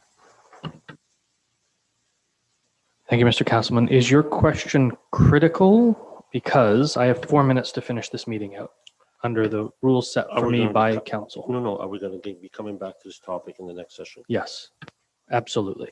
Mr. Parkinson, do you have a quick comment? Yes, I just wanted to clarify, both annual reports for the wastewater treatment and water treatment include capacity that we're currently at. So there's reserve capacity in both of those reports. That's all. And could staff provide us with just a very high level information about the capacity levels at those plants and what is available for both plants? We can, I would prefer to level. wait till we analyze the wastewater treatment side so that we have Fair a enough. more concrete number that we can provide. Fair enough. If that's okay. It doesn't have to come together. If one's available now and the other one's not for, that'd be great. Thank you. So the first motion is moved by Councillor Anderson and seconded by Councillor, I'm sorry. Yep, no, that's right. Yeah, Councillor Bateman, that council approve the strategic plan 2021 refresh exercise as depicted in Schedule 2, attached here 2. May I suggest, Councillor Anderson, as the mover, that it read, receive the strategic plan 2021 refresh exercise report? Because we're going to need to come back and approve it. Is that fair? You okay with that, Councillor Bateman?